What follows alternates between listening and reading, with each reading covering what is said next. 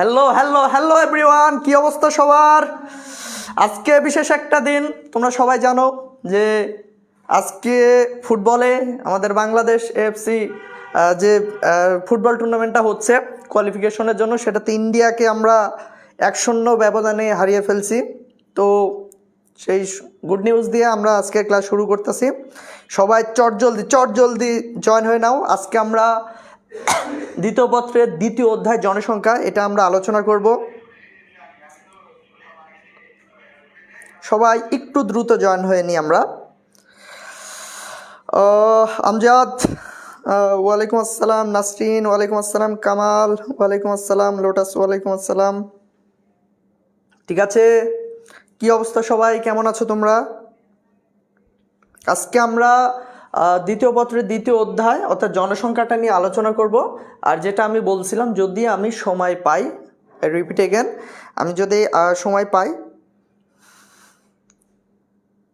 নাসির ভাইয়া কই? ক্লাস তো ভূগোল, নাসির ভাইয়া তো নাই, আমি রাব্বি ভাইয়া আছি তোমাদের সাথে। এখন কি তোমার নাসির ভাইয়ার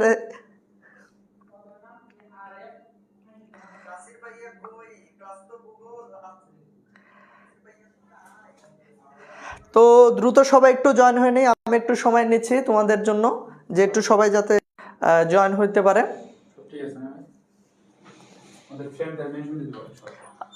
আর যারা যারা একটু যেহেতু লেট হয়ে গেছে, যারা ক্লাসের বাইরে চলে গেছে, হয়তো মনে করছে ক্লাস হবে না, তাদেরকে একটু সবাই যাদের ফ্রেন্ড আছে সবাইকে মেনশন দিয়ে দাও যে রাব্বি ভাইয়া চলে আসছে। ভূগোলের আর কোনো ভয় নাই, যত জটিল সমস্যা আছে সকল জটিল সমস্যার সহজ সমাধান নিয়ে আমি আছি।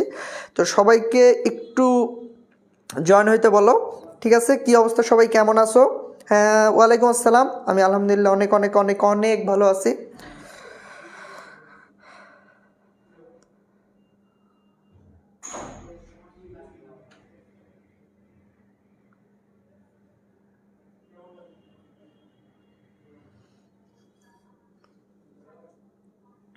আচ্ছা, ওয়ালাইকুম আসসালাম, ওয়ালাইকুম আসসালাম। এই তো সবাই জয়েন হয়ে নিচ্ছ। তো আজকে আমরা যেটা বললাম, দ্বিতীয় পত্রের দ্বিতীয় অধ্যায় অর্থাৎ যে জনসংখ্যাটা আছে, জনসংখ্যা নিয়ে আমরা আলোচনা করব। এবং এই জনসংখ্যার মধ্যে একটা গুরুত্বপূর্ণ টপিকস আছে, সেটা কি সেটা আমি ক্লাসের মধ্যে বলে দিব, যেখান থেকে 100% একটা সৃজনশীল আসবে। মানে ওই টপিক্সটা পড়লেই তুমি সৃজনশীল কমন পাবা। এবং কিছু ক নাম্বার এবং খ নাম্বারের জন্য যে গুরুত্বপূর্ণ প্রশ্নগুলো আছে সেগুলো আমি তোমাদেরকে বলে দেব। আর তোমরা অনেকে ফার্স্ট পেপার নিয়ে ভীতি প্রকাশ করেছে আমার কাছে, যে ভাইয়া ফার্স্ট পেপারটা খুবই আমাদের কাছে জটিল লাগতেছে, বিশেষ করে বায়ুপ্রবাহ, সমুদ্র স্রোত। হ্যাঁ আমি জানি এগুলো খুবই খুবই জটিল বিষয়। আমি যেটা বলি, সবাই যারা ফার্স্ট মানে সবাই যারা তোমরা ফার্স্ট পেপার চাচ্ছ, আসলে আমাদের এই যে তোমাদের ফ্রি কোর্সটা লঞ্চ করা হয়েছে, তোমাদের জন্য ফ্রি করা হয়েছে, এটা হচ্ছে টেস্ট পেপারকে টার্গেট করে। যেহেতু তোমাদের যে টেস্ট পরীক্ষা কেন্দ্র করে, যেহেতু তোমাদের টেস্ট পরীক্ষাটা হচ্ছে তোমার সামনেই রয়েছে, এবং টেস্ট পরীক্ষায় তোমাদের দ্বিতীয় পত্রের ওপর পরীক্ষা হয় সম্ভবত। এর কারণে যাতে টেস্ট পরীক্ষায় তোমরা অনেক অনেক ভালো করতে পারো, শেষ সময়ে নিজেকে একটু ঝালাই করে নিতে পারো, এর কারণে আসলে দ্বিতীয় পত্র নিয়ে আলোচনা করা হয়েছে। আমি জানি দ্বিতীয় পত্র প্রথম পত্র থেকে অনেক সহজ, মানে প্রথম পত্রটা অনেক জটিল একটা টপিকস, ঠিক আছে। তারপরেও কিছু কারণে যেহেতু তোমাদের টেস্ট পরীক্ষাকে কেন্দ্র করে, আমি তারপরেও চেষ্টা করব যদি সম্ভব হয় প্রথম পত্রের একটা অধ্যায় আমি তোমাদেরকে সলিউশন করে দেব, এটা নিয়ে চিন্তা নেই। সবাই সবার ফ্রেন্ডকে মেনশন দিয়ে দাও, যারা যারা উপস্থিত হয়নি সবাই যাতে ক্লাসে উপস্থিত হতে পারে।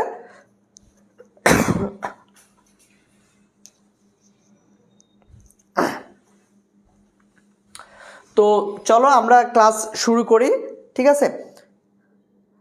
নোটিফিকেশন পাওয়া যায় না কেন? নোটিফিকেশন আসলে ইয়ে থেকে খুঁজে নিতে হয়, নোটিফিকেশন সবসময় আসে না, আমি ওটা জানি না। আমি নিজেও যখন ক্লাস খুঁজি তখন নোটিফিকেশন পাই না, আমাদের খুঁজে নিতে হয়। তো আমরা তাহলে ক্লাসে চলে যাই, ঠিক আছে। আজকে আমরা কী কী বিষয় নিয়ে আলোচনা করবো সেটা আমরা দেখি, ঠিক আছে। আচ্ছা, দ্বিতীয় পত্রের দ্বিতীয় যেটা অধ্যায় সেটা হচ্ছে জনসংখ্যা, ঠিক আছে।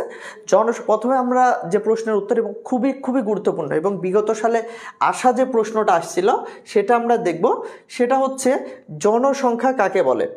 জনসংখ্যা কাকে বলে? ঠিক আছে, এইটা হচ্ছে খুবই একটি গুরুত্বপূর্ণ প্রশ্ন, বিগত সালে বেশ কয়েকবার কিন্তু আসছে। এই প্রশ্নের উত্তরটা একটু দেখে নিবা।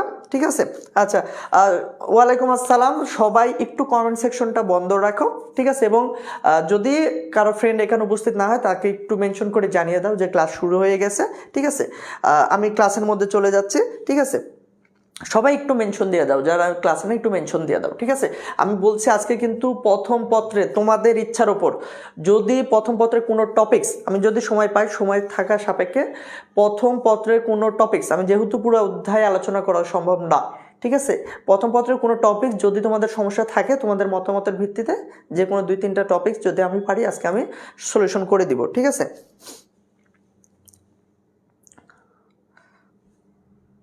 আচ্ছা, তাহলে দেখো প্রথমে হচ্ছে আমরা আলোচনা করবো হচ্ছে জনসংখ্যা কাকে বলে।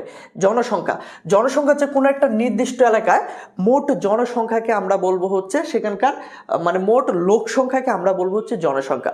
মানে কোনো একটা নির্দিষ্ট এলাকা, যেমন মনে করো আমরা যদি বাংলাদেশের ভূখণ্ডটাকে বলি যে আমাদের বাংলাদেশের ভূখণ্ড, আমাদের বাংলাদেশের মোট যে পরিমাণ জনসংখ্যা সেটা 18 কোটি, 18.5 কোটি বা 20 কোটি হতে পারে। এই যে কত লোক বাংলাদেশে বসবাস করে, এই লোক সংখ্যাটাকেই বাংলাদেশের জনসংখ্যা বলা হবে। আবার মনে করো আমরা যদি মানে সীমিত পরিসরে নিয়ে আসি, মনে করো তোমাদের একটা গ্রামের নাম। ঠিক আছে, তোমাদের একটা মনে করো গ্রামের নাম হচ্ছে, মনে করো যে কি বলবো, ফুলতলা। ঠিক আছে, গ্রামের নাম হচ্ছে ফুলতলা গ্রাম। এখন আমি যদি বলি যে ফুলতলার জনসংখ্যা বলতে আমি কি বুঝি, তাহলে হচ্ছে ফুলতলায় যতজন জনসংখ্যা বসবাস করে বা লোক সংখ্যা বসবাস করে, যদি ফুলতলায় 2000 মানুষ বসবাস করে, 2000 লোক বসবাস করে স্থায়ীভাবে, তাহলে এই ফুলতলার জনসংখ্যা হচ্ছে 2000। বুঝতে পারছো? অর্থাৎ কোন একটা নির্দিষ্ট এলাকায় কতজন লোক বসবাস করে সেই লোক সংখ্যাটাই হচ্ছে জনসংখ্যা। ঠিক আছে, এটাকে আমরা বলবো হচ্ছে জনসংখ্যা।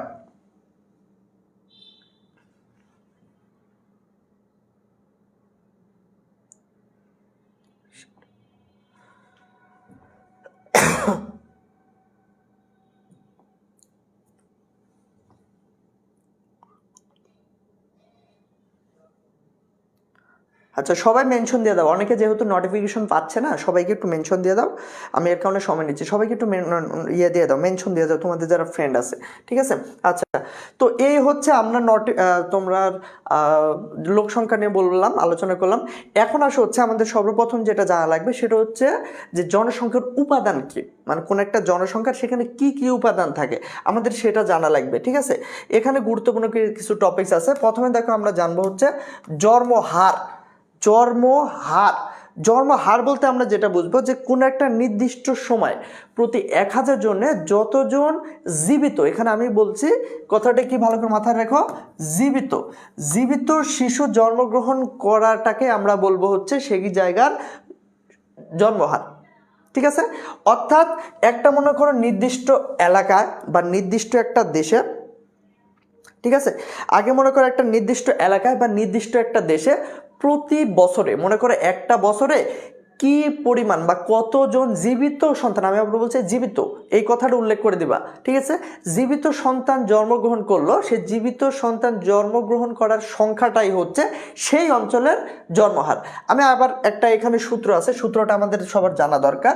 গুরুত্বপূর্ণ একটা যে সূত্রটা আছে সেটা হচ্ছে জন্মহার ইকুয়াল টু,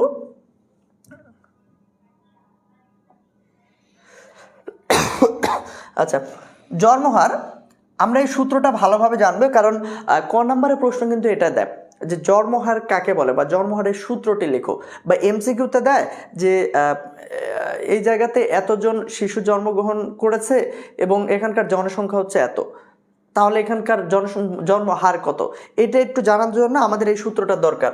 তো আমরা চলো দেখি, জন্মহার ইকুয়াল টু, জন্মহার সমান আমরা যেটা জানবো সেটা হচ্ছে কোনো বছরে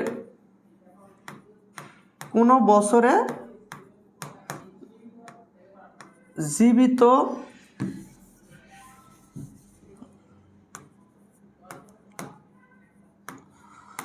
জন্মহার ইকুয়াল টু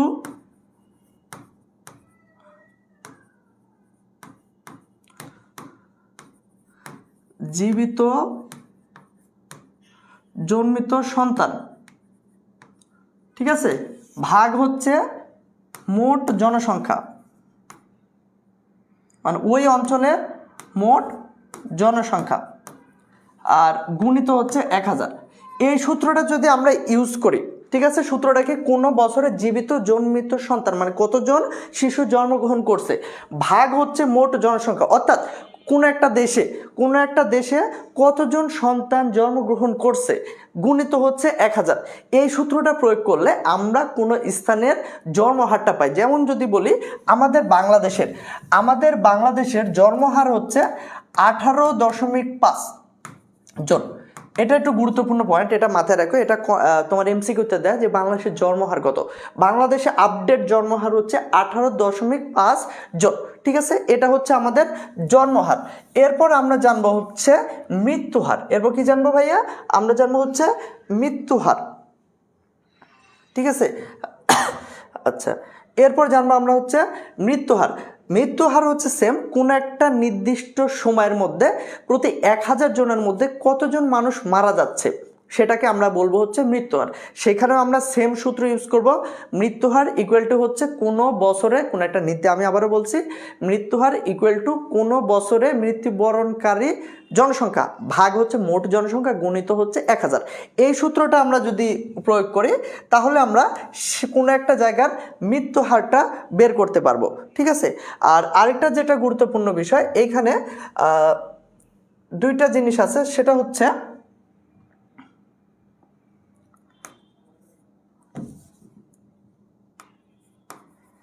সিবিআর আর আরেকটা হচ্ছে সিডিআর।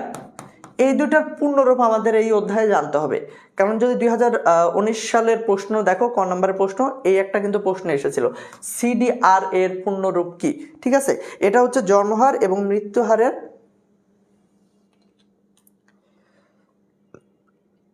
আচ্ছা লামিয়া, বাংলাদেশের জন্মহার কত? জন্মহার কত? 18.5 জন, মানে 18.5 জন হচ্ছে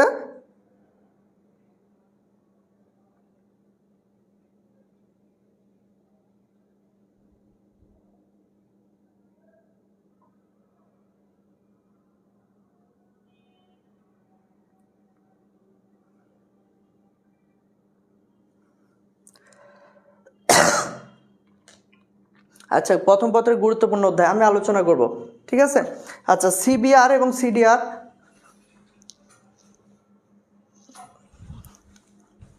আচ্ছা, সিবিআর কি? সিবিআর হচ্ছে ক্রুড বার্থ রেট, ঠিক আছে। আর সিডিআর হচ্ছে ক্রুড ডেথ রেট, ঠিক আছে। সিবিআর হচ্ছে ক্রুড বার্থ রেট এবং সিডিআর ইকুয়াল টু হচ্ছে ক্রুড ডেথ রেট। অর্থাৎ সিবিআর হচ্ছে কোন একটা অঞ্চলের জন্মহার আর সিডিআর হচ্ছে কোন একটা অঞ্চলের মৃত্যুহার। এটা একটু ভালোভাবে নোট করে নিও, এটা কিন্তু 2019 সালে প্রশ্ন আসছে এবং এই বছর কিন্তু আসার সম্ভাবনা এই দুইটার মধ্যে একটা, যে সিবিআর এর পূর্ণরূপ কি অথবা সিডিআর এর পূর্ণরূপ কি, এটা দিতে পারে, ঠিক আছে। আচ্ছা, তো এটা হচ্ছে সিবিআর এবং হচ্ছে সিডিআর। আচ্ছা, মৃত্যুহার কি বললেন? আচ্ছা, মৃত্যুহারের সূত্রটা, মৃত্যুহারের সূত্র দেখো, মৃত্যুহার ইকুয়াল টু হচ্ছে বছরে মৃত্যুবরণকারী সংখ্যা আর সেখানকার মোট জনসংখ্যা, কোন একটা অঞ্চলে মোট জনসংখ্যা গুণিত হচ্ছে 1000। এটা হচ্ছে বছরে মৃত্যুবরণকারী সংখ্যা, অর্থাৎ একটা বছরে কি পরিমাণ মানুষ মারা গেছে ভাগ হচ্ছে মোট জনসংখ্যা গুণিত হচ্ছে 1000 দিলে আমরা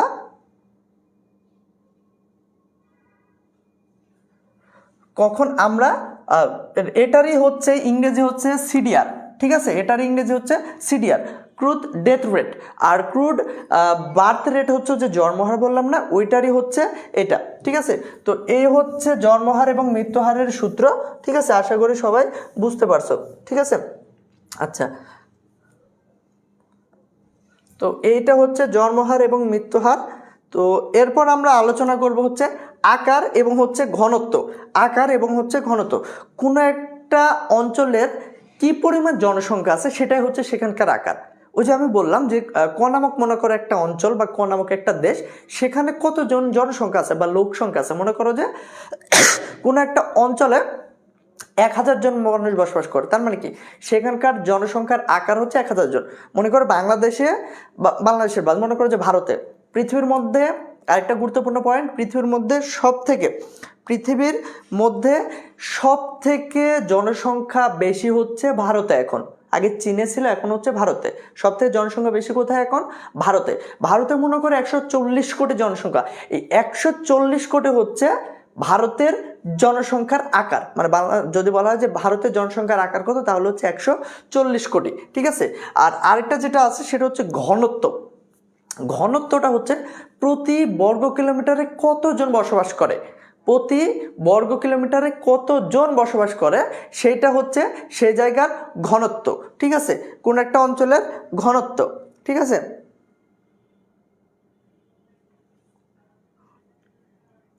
আচ্ছা, তো এটা এখন আমরা আলোচনা করব হচ্ছে বয়স কাঠামো। বয়স কাঠামো মানে একটা অঞ্চলে বা একটা দেশে তো সব ধরনের জনসংখ্যা বসবাস করে না। তোমাদের পরিবারেও কেউ শিশু আছে, কেউ মধ্যম বয়স্ক আছে, যুবক আছে, কেউ আবার আছে বৃদ্ধ আছে, তাই না? এরকমভাবে কোনো একটা অঞ্চলের জনসংখ্যার বয়স কাঠামোকে আমরা 3টা ভাগে ভাগ করি। সেটা কি কি? একটা হচ্ছে শিশু, কর্মক্ষম, বৃদ্ধ। ঠিক আছে, এই 3টা ভাগে আমরা ভাগ করতে পারি। দেখো 0 থেকে 14 বা 0 থেকে 19, এক একটা বই এক এক রকমভাবে দেওয়া আছে। 0 থেকে 14 বা 0 থেকে 19 এই বয়সের জনসংখ্যাটাকে কোনো অঞ্চলে আমরা বলবো হচ্ছে শিশু। ঠিক আছে।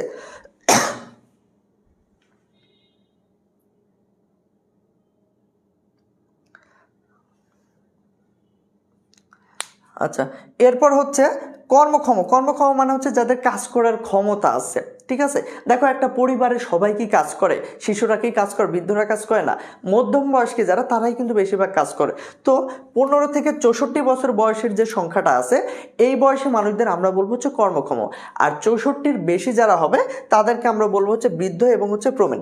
এরপর আসে হচ্ছে লিঙ্গ অনুপাত। ঠিক আছে, লিঙ্গ অনুপাত হচ্ছে মনে করো যে প্রতি 100 জন পুরুষ বা 100 জন, মনে করো 100 জন পুরুষের বিপরীতে কতজন নারী আছে, এটাকে আমরা বলবো হচ্ছে অনুপাত। ঠিক আছে, যেমন বাংলাদেশের লাস্ট রিপোর্টে বার হয়েছিল হচ্ছে 100 অনুপাত 103, মানে 100 জন পুরুষের অনুপাতে 103 জন হচ্ছে নারী।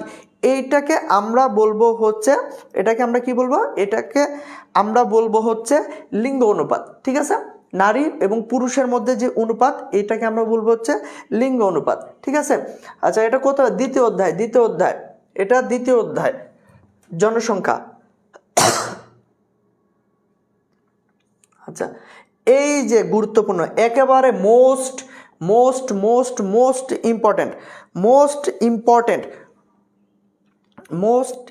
ইম্পর্টেন্ট যে টপিকসটা এখন আলোচনা করব। নেট সমস্যা আজ আবার।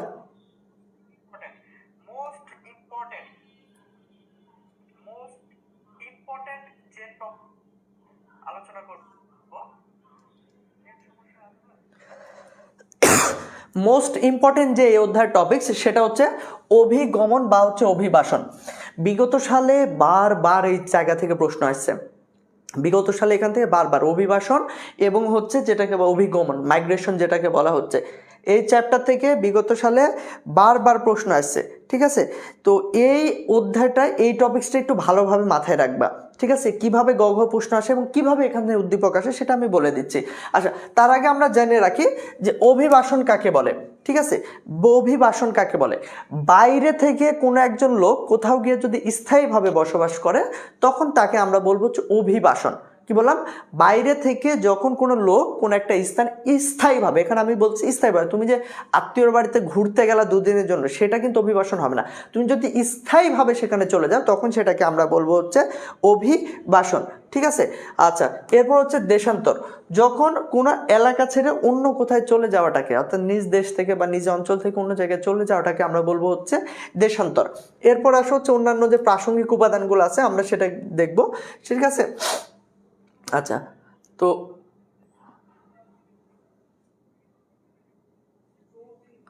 দেখো শিক্ষা, এটা হচ্ছে আমরা কিন্তু আছে হচ্ছে জনসংখ্যার উপাদান, ঠিক আছে, জনসংখ্যার জনমিতিক উপাদানের মধ্যে চ্যাপ্টারের মধ্যে আছে। এখানে দেখো হচ্ছে শিক্ষা, কোন একটা অঞ্চল বা কোন একটা দেশের শিক্ষার হারটা আমরা দেখবো। এরপর হচ্ছে পেশাগত বৈশিষ্ট্য, সকল অঞ্চলে কি একই ধরনের পেশার মানুষ বসবাস করে?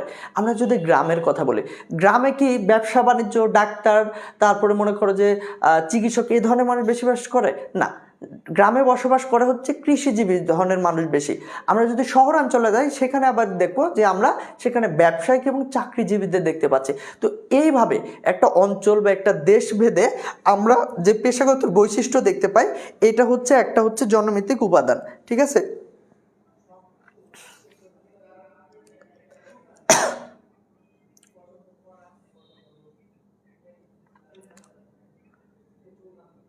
আচ্ছা, এরপর হচ্ছে বিবাহের অবস্থা, সেখানে বিবাহিত কয়জন আছে, অবিবাহিত কয়জন আছে, বিধবা কয়জন আছে, সেটা হচ্ছে আমাদের বিবাহিত অবস্থা, ঠিক আছে। এটা হচ্ছে আমাদের একটা হচ্ছে আলোচনা।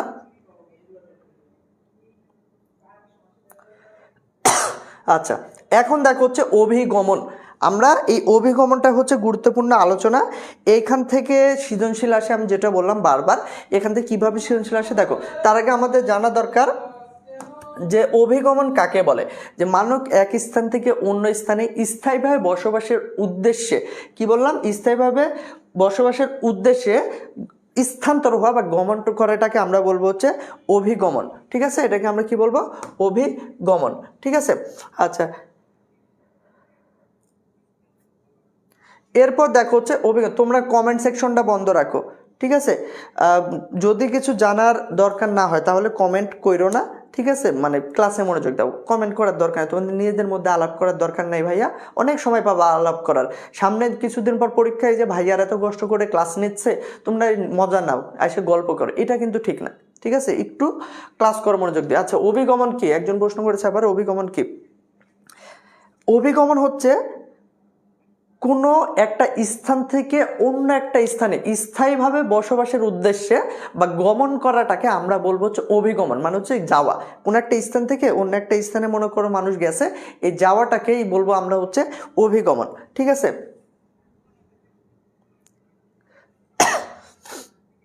আচ্ছা, এরপর হচ্ছে অভিগমনের কারণসমূহ। আমরা অভিগমনের কারণসমূহকে দুইটা ভাগে ভাগ করবো, মানে দুইটা কারণে মানুষ অভিগমন করতে পারে। একটা হচ্ছে আকর্ষণ, আর একটা হচ্ছে বিকর্ষণ। আকর্ষণ কোনটা? মানে আকর্ষণ বোঝো না, যে মানুষকে যেটা আকৃষ্ট করে, একটা জায়গা থেকে অন্য জায়গাটাতে যেতে মানুষকে যেটা আকর্ষণ করবে, মানে মানুষ আকর্ষণের কারণে যাবে, সেটাকে আমরা বলবো হচ্ছে আকর্ষণীয়। যেমন মনে করো বাংলাদেশের একটা বিশাল অংশ আছে যারা, মানে বিশাল জনগোষ্ঠী আছে যারা অধিক কর্মসংস্থান, মানে হচ্ছে অধিক টাকার জন্য, মানে যেটা আমাদের রেমিটেন্স আছে, তোমাদেরও পরিবারে কেউ না কেউ হয়তো বা আছে, যারা বিদেশে যায়, যে কাজ করার জন্য কর্মসংস্থানের সুযোগে বিদেশে যায়। এই যে বিদেশে গেছে, এটা কিন্তু সে নিজের ইচ্ছায় গেছে। এইভাবে নিজের ইচ্ছায় যদি এক অঞ্চল থেকে অন্য অঞ্চলে মানুষ বসবাসের উদ্দেশ্যে যায়, তখন সেটা আমরা বলবো হচ্ছে আকর্ষণজনিত কারণ, ঠিক আছে, মানে যে কোনো আকর্ষণে যদি যায়। আর হচ্ছে বিকর্ষণ। বিকর্ষণ মানে হচ্ছে মনে করো এই যে রাজনৈতিক কারণ, বাংলাদেশের এমপি, মন্ত্রী, অনেক রাজনৈতিক ব্যক্তিত্ব, এই যে মনে করো আওয়ামী লীগের অনেক একটা বিশাল একটা গোষ্ঠী, যারা মনে করে এখন দেশ থেকে অন্য দেশে চলে গেছে, এরা কি নিজ ইচ্ছায় গেছে? না, চাপে পড়ে গেছে। এইভাবে চাপে পড়ে যখন এক অঞ্চল থেকে অন্য অঞ্চলে যেতে বাধ্য হবে, তখন সেটাকে আমরা বলবো হচ্ছে বিকর্ষণজনিত, ঠিক আছে। আচ্ছা,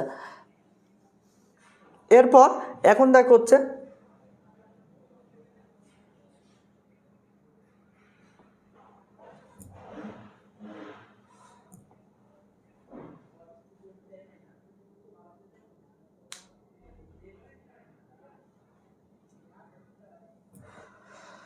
আমি ডিটেলস আলোচনা করছি, তারপর প্রশ্ন করো, সমস্যা নাই।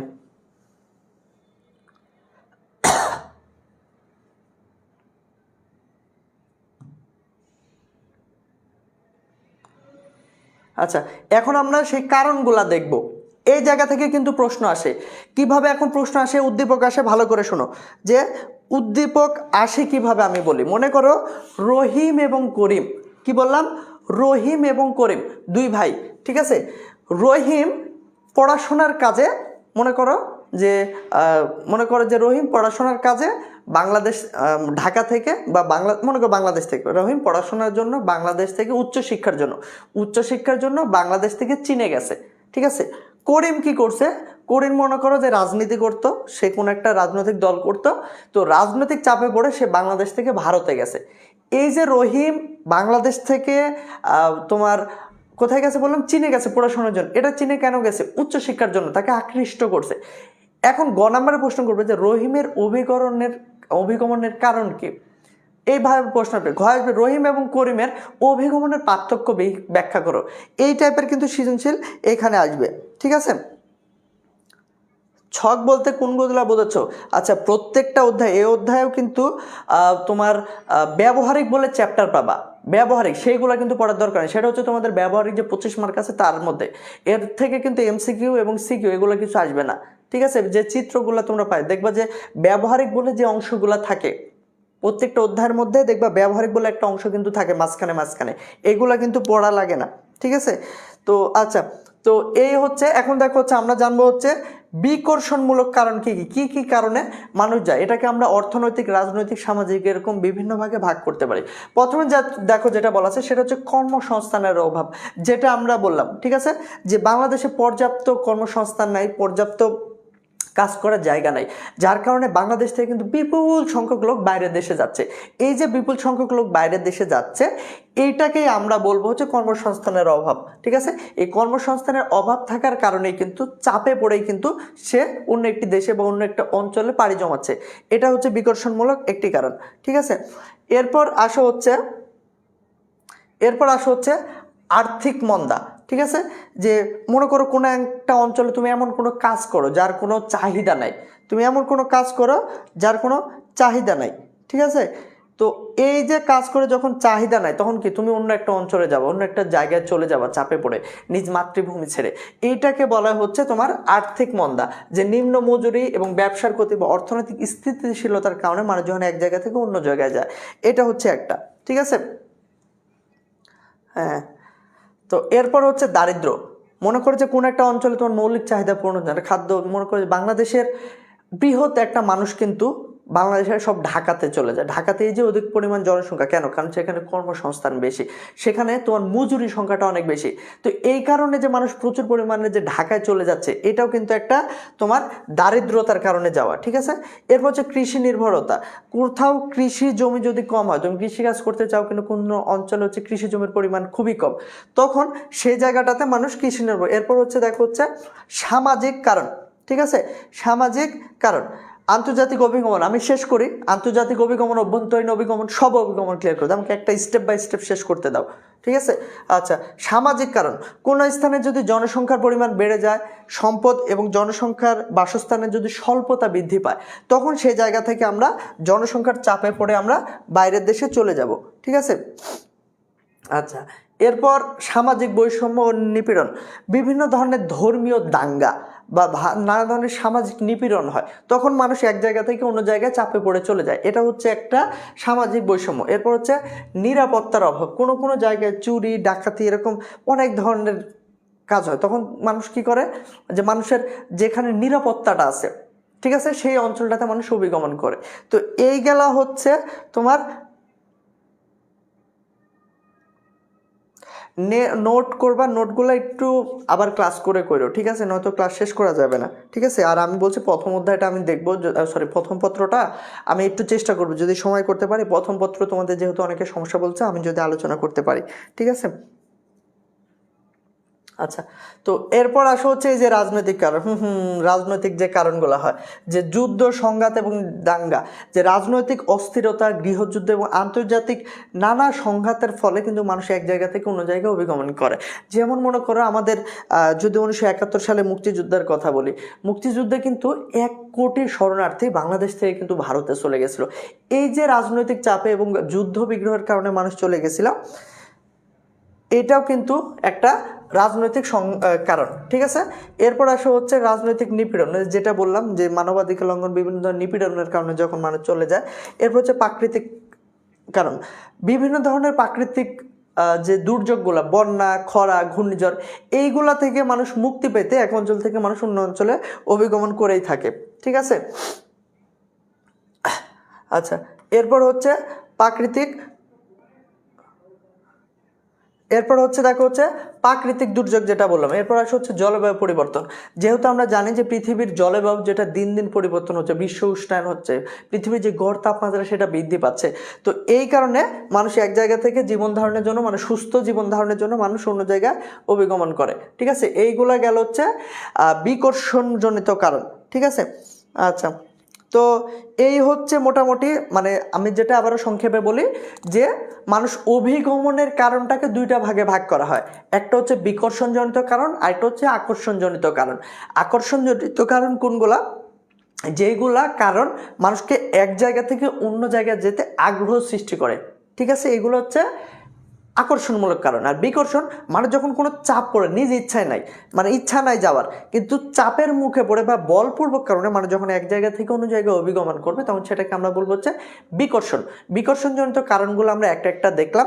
ঠিক আছে, আচ্ছা, এরপর এরপর গুরুত্ব, আচ্ছা, যেটা আমাদের জানা দরকার, তোমরা যারা এখন ফ্রি কোর্স করতেছো জানো, এর পরবর্তীতে তোমাদের ফাইনাল এক্সামকে কেন্দ্র করে এবং 26 এবং 27 দুইটা যে ব্যাচটা আসো, তাদের একেবারে বেসিক থেকে, অনেকে মনে করতে পারো যে ক্লাস হচ্ছে যেহেতু টেস্টের পর শুধুমাত্র 26 ব্যাচ, তা কিন্তু না। একেবারে বেসিক ধরে একেবারে হাতে ধরিয়ে তোমাদের সামনে যে কোর্সটা আসতেছে, ঠিক আছে, সেই কোর্সটা হচ্ছে আমাদের যে কোর্সটা নামবে সেটা হচ্ছে FRB 4.0 কোর্স। তোমরা এখন যে ক্লাসগুলো হচ্ছে এগুলো কিন্তু তোমার যাচাই বাছাইয়ের জন্য, যে তুমি আসলে দেখো আমরা তোমাকে কি দেব। আবার এইটা ভেবো না যে ফ্রি ক্লাস নিচ্ছে এক টিচারগুলা, আবার যখন ফাইনাল কোর্সে যখন চলে যাবে তখন অন্য টিচার ক্লাস নেবে, এমন কিন্তু না। এই টিচারগুলাই তোমাদের ক্লাস নেবে এবং সেইখানে আরও ভালোভাবে ক্লাস নেবে। কেন আরও ভালোভাবে ক্লাস নেবে? দেখো, এখানে কিন্তু আমাদের একটা টার্গেট আছে যে মাত্র 24 দিন আছে, এর মধ্যে কিন্তু ক্লাস শেষ করতে হবে। ওইটা আমাদের টার্গেট হচ্ছে তুমি শিখতে পারছো কিনা সেটা টার্গেট।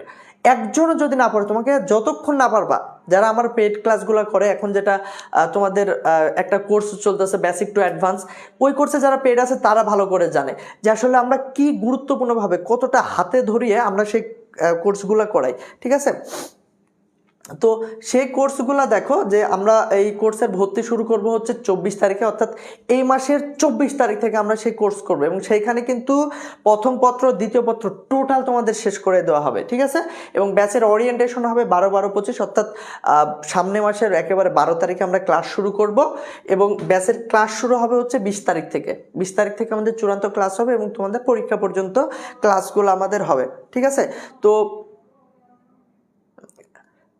আচ্ছা, কোর্সে আমরা কি কি পাবো দেখো, ফুল সিলেবাসের লাইভ ক্লাস তোমাদের একেবারে প্রথম পত্র দ্বিতীয় পত্র টোটাল তোমাদের লাইভ ক্লাস করানো হবে।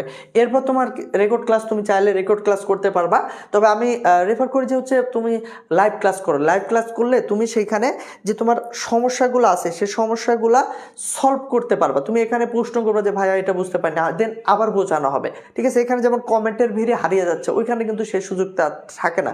তো এর কারণে লাইভ ক্লাসে বেশি গুরুত্ব দেওয়া হয়। এরপর সর্বপ্রথম যে ব্যবস্থাটা এবার করা হয়েছে সেটা হচ্ছে তোমাদের রিটেন এক্সাম। তোমাদের এবার লিখিত পরীক্ষা নেওয়া হবে এবং লিখিত খাতা যারা আমরা ক্লাস নেব আমরাই কিন্তু খাতাগুলা দেখব এবং মার্কিং করব। সর্বপ্রথম আমার মনে হয় যে বাংলাদেশের মধ্যে লিখিত খাতা দেখার অনলাইন প্ল্যাটফর্মের কথা বলতেছি, এরকম সিস্টেম কোথায় নাও, যেটা আমরা এবার করতেছি। ঠিক আছে, এছাড়া প্রত্যেকটা অধ্যায়ের সিকিউ সাজেশন, অর্থাৎ কোন কোন অধ্যায় থেকে সৃজনশীল আসবে, একেবারে প্রত্যেকটা অধ্যায়ের একটা দুইটা টপিকস তোমাদের ধরিয়ে দেওয়া হবে। ঠিক আছে, একটা দুইটা অধ্যায় টপিকস ধরাই দেওয়া হবে। যেমন এই যে আমি এই অধ্যায়ের কথা বললাম, এই অধ্যায়ের আমি গ্যারান্টি দিচ্ছি তুমি লিখে নাও, অভিবাসন থেকে প্রশ্ন আসবে। যে একটা আমি বিগত সালে যারা তোমরা টেস্ট পরীক্ষা দিছো, মানে তোমরা প্রি টেস্ট পরীক্ষা দিছো বা মনে করো যে ফার্স্ট ইয়ার পরীক্ষা, যে কোনো পরীক্ষা দিছো, আমি বলতে পারি এই অধ্যায় থেকে একটাই প্রশ্ন আছে। এইভাবে প্রত্যেকটা অধ্যায় থেকে দুইটা সর্বোচ্চ তিনটা টপিকস তোমাদের দেখাই দিব আমি, যেখান থেকে মাস্ট প্রশ্ন আসবে। ঠিক আছে, তো এই হচ্ছে, এবং MCQ সাজেশন দেওয়া হয়। আমরা এখানে MCQ দিতে পারি না, কিন্তু তোমাদের ওইখানে বেশ কিছু গুরুত্বপূর্ণ অধ্যায় 20টা 25টা 30টা করে MCQ সাজেশন দেওয়া হয়, যে জায়গা থেকে তোমাদের প্রশ্ন আসে। ঠিক আছে, আচ্ছা, তো এরপর হচ্ছে যেটা থাকবে আমরা প্রশ্ন সলভ করব, যেহেতু বোর্ড প্রশ্নগুলো সলিউশন করা হয় বারবার। ঠিক আছে, তো এর কারণে আমরা যে 16 সাল থেকে 25 সাল পর্যন্ত সব বোর্ড সলিউশন করে তোমাদের হাতে ধরাই দিব এবং সৃজনশীল থেকে কিভাবে উত্তর করতে হয় সেই উত্তর করার সিস্টেমটাও আমি তোমাদেরকে দেখাই দেব। এছাড়া কিন্তু যারা ভর্তি হবা তাদের জন্য গিফট, এবং যারা ভালো রেজাল্ট করবে অবশ্যই তাদেরকে পুরস্কার করা হবে। তোমরা অবশ্যই অবগত আছো যে অলরেডি 2টা ফোন, তাছাড়া ডায়েরি, গেঞ্জি, অনেক কিছু তোমাদের গিফট, এবং তোমরা যদি বিগত দেখো তাহলে কিন্তু অনেক কিছু গিফট করা হয়েছে, ঠিক আছে। আচ্ছা, তো এই যে কোর্স ফিটা তোমরা দেখতে পাচ্ছ, একেবারে নামে মাত্র মূল্যে তোমাদের কোর্স ফি যেটা দেওয়া হচ্ছে সেটা তোমাদের হচ্ছে যাদের মানবিকের বাইরে কমার্স অথবা সায়েন্সের স্টুডেন্ট আছো, তারা বাংলা, ইংরেজি এবং আইসিটির জন্য যে কোর্স সেটা হচ্ছে প্রথম 1000 জন। ভাইবো না যে 1000 জন ভর্তি হয় না, হিউজ পরিমাণ স্টুডেন্ট কিন্তু আমরা পাই, ঠিক আছে। তো প্রথমে একটু ভর্তি হওয়ার চেষ্টা করবা, এতে করে 50% ডিসকাউন্ট দিয়ে দিছে এবার। 50% ডিসকাউন্টে মাত্র 2250 টাকা, ঠিক আছে, এবং তার পরবর্তীতে কিন্তু 2700 টাকা লেগে যাবে, ঠিক আছে। আর যদি কম্পালসারি অর্থাৎ এর মধ্যে কেউ যদি বাংলা করতে চাও হৃদয় ভাইয়ার, বা যদি বনি ভাইয়ের ইংরেজি করতে চাও, বা শুধু আইসিটি করতে চাও পাহাবেল ভাইয়ের, তাহলে পার কোর্সে 1250 টাকা করে লাগবে, ঠিক আছে।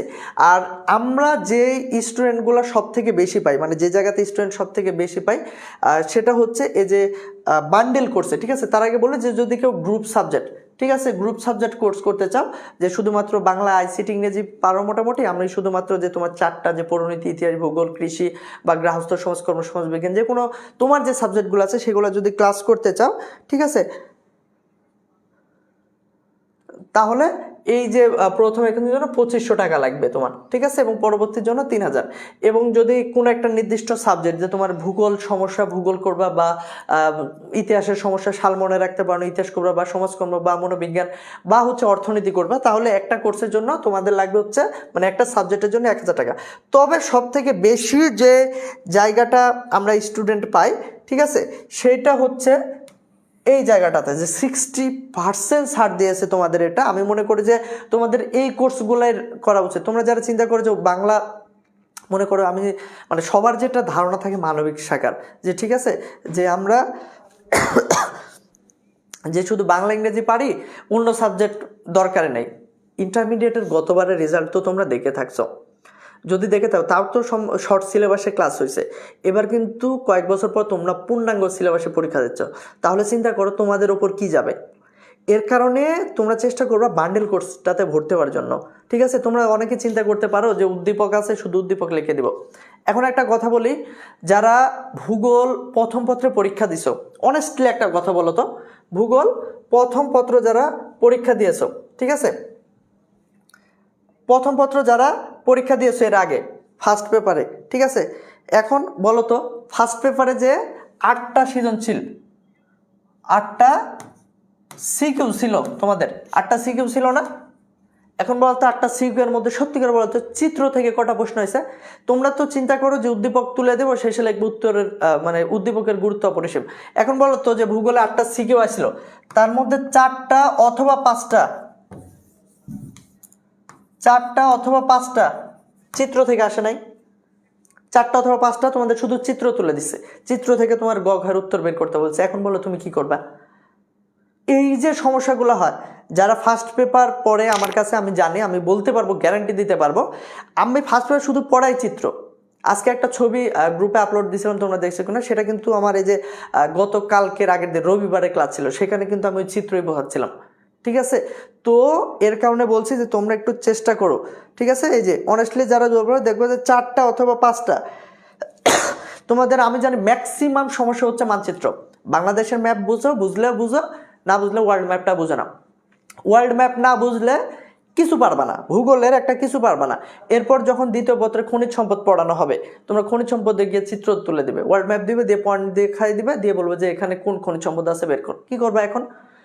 বাংলাদেশে মনে করো যে বায়ুপ্রবাহ সুন্দর বৃত্ত দিবে, সুন্দর একটা বৃত্ত দিবে, বায়ুপ্রবাহ বৃত্ত দিবে, এরকম দিয়ে এই যে এইভাবে চিহ্নিত করে দিবে, দিয়ে বলবে এখানে ক লিখে দিবে, দিয়ে বলবে যে ক চিহ্নিত বায়ুপ্রবাহের কোন বায়ুপ্রবাহ বৈশিষ্ট্য ব্যাখ্যা করো।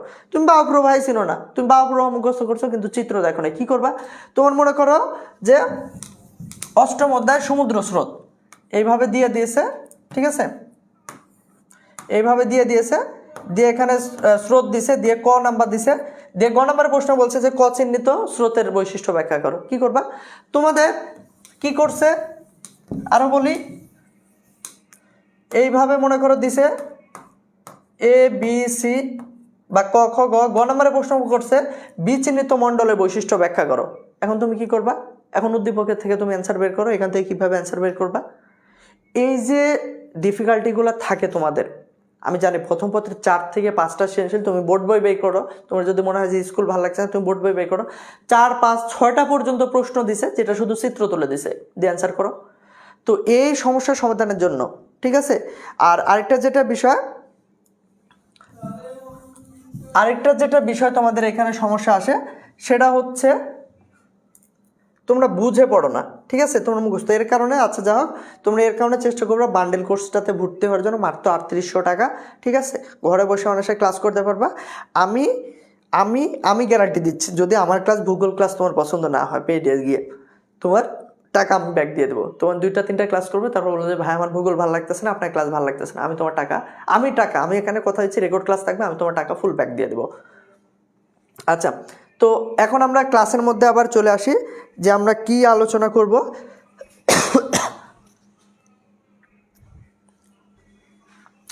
আচ্ছা, এখন আমরা আলোচনা যেটা করব সেটা হচ্ছে আকর্ষণমূলক কারণ। আমরা এর আগে বিকর্ষণমূলক কারণ দেখছি, যে কারণগুলা মানুষকে, যে আমি সংজ্ঞা বললাম, এই সংজ্ঞাটা এখানে আছে, যে যেখানে মানুষকে আকর্ষণ করে, ঠিক আছে, যে কারণগুলো মানুষকে আকর্ষণ করে, ঠিক আছে। তো এখন একটু ক্লাসের মধ্যে মনোযোগ দাও, ঠিক আছে, এখন ক্লাসে একটু মনোযোগ দাও, ঠিক আছে। আচ্ছা,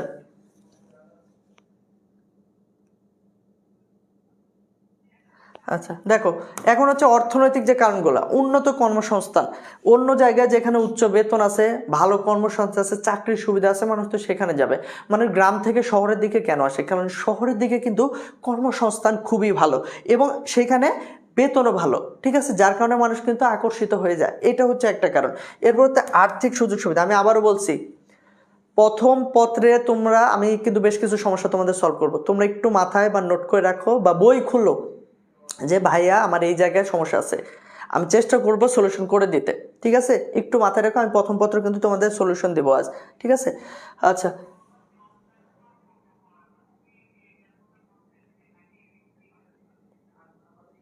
আচ্ছা, তো এটা হচ্ছে আর্থিক সুযোগ, যে ব্যবসার সুযোগ সুবিধা এবং হচ্ছে উপার্জন সম্ভাবনা, উন্নত জাপান, এবং হচ্ছে বাজার সুবিধা, যে উন্নত যোগাযোগ ব্যবস্থা। মানুষ গ্রামে কি উন্নত যোগাযোগ ব্যবস্থা না শহরে? শহরে অবশ্যই। এর কারণে মানুষ যেখানে উন্নত সুযোগ সুবিধা পায়, উন্নত যোগাযোগ ব্যবস্থা, উন্নত চিকিৎসা ব্যবস্থা পায়, মানুষ সেখানে কিন্তু আকৃষ্ট হয়ে চলে যায়, ঠিক আছে। এটা হচ্ছে একটা আকর্ষণমূলক কারণ। এরপর হচ্ছে সামাজিক কারণগুলো দেখতে পাচ্ছ, যে উন্নত সুযোগ সুবিধা পায়, যে উন্নত মানের শিক্ষা ব্যবস্থা, উন্নত স্বাস্থ্য ব্যবস্থা। দেখো, যদি একটা মজার কথা বলা হয়, যেটা মনে করো যে সাপ আছে, হচ্ছে মনে করো সাপ কামড়ায় গ্রামে, আর সাপ কামড়ানো বিষের অ্যান্টিভেনম পাওয়া যায় হচ্ছে শহরের হসপিটালে। মানে সাপ তো মানুষ বেশিরভাগই তো গ্রামে কামড়ায় না, কিন্তু সাপ যে কামড় দিচ্ছে তার বিষ নিরসনের জন্য ওষুধ কই পাওয়া যায়? শহরে। কেন? কারণ শহরে চিকিৎসা ব্যবস্থা ভালো। তো গ্রামের চিকিৎসা ব্যবস্থা থেকে শহরের চিকিৎসা ব্যবস্থাটা অনেক ভালো। এর কারণে উন্নত সুযোগ সুবিধার কারণে এবং উন্নত শিক্ষা প্রতিষ্ঠান এবং স্বাস্থ্যসেবার জন্য মানুষ চলে যায় হচ্ছে শহরের দিকে, ঠিক আছে। আচ্ছা, চিত্র আমি ম্যাপের উপর ক্লাস নাই। আচ্ছা, এরপর সামাজিক কারণ, মানুষ জীবন ও সম্পত্তি লাভ এবং অপরতার হার কম যেখানে, সেখানে মানুষ। আচ্ছা, এরপর হচ্ছে আত্মীয় স্বজনের নৈকট্য, ঠিক আছে, যে নিজ গোষ্ঠী বা নিজ পরিবারের কাছে ফেরত যাওয়ার কারণে মানুষ দেখবে যে অনেক এরকম আছে, যে মনে করো যে এইভাবে কিন্তু এক জায়গা থেকে অন্য জায়গায় অভিগমন করে, এটা হচ্ছে নিকটাত্মীয়। এরপর হচ্ছে বৈবাহিক কারণে, ঠিক আছে, যে মনে করো যে মেয়েদের যারা আছে, বিবাহ হলে কি হয়, যে তার স্বামীর কাছে, নিজ বাবার বাড়ি ছেড়ে স্বামীর বাড়িতে চলে যেতে হয়, এটাও কিন্তু একটা অভিগমন, এটা হচ্ছে বিবাহ সূত্র, ঠিক আছে। এরপর রাজনৈতিক স্থিতিশীলতা, যে দেশে রাজনৈতিক স্থিতিশীলতা ভালো, শান্তিপূর্ণভাবে চলে, সেখানে মানুষ সহজে অভিগমন করে থাকে, ঠিক আছে।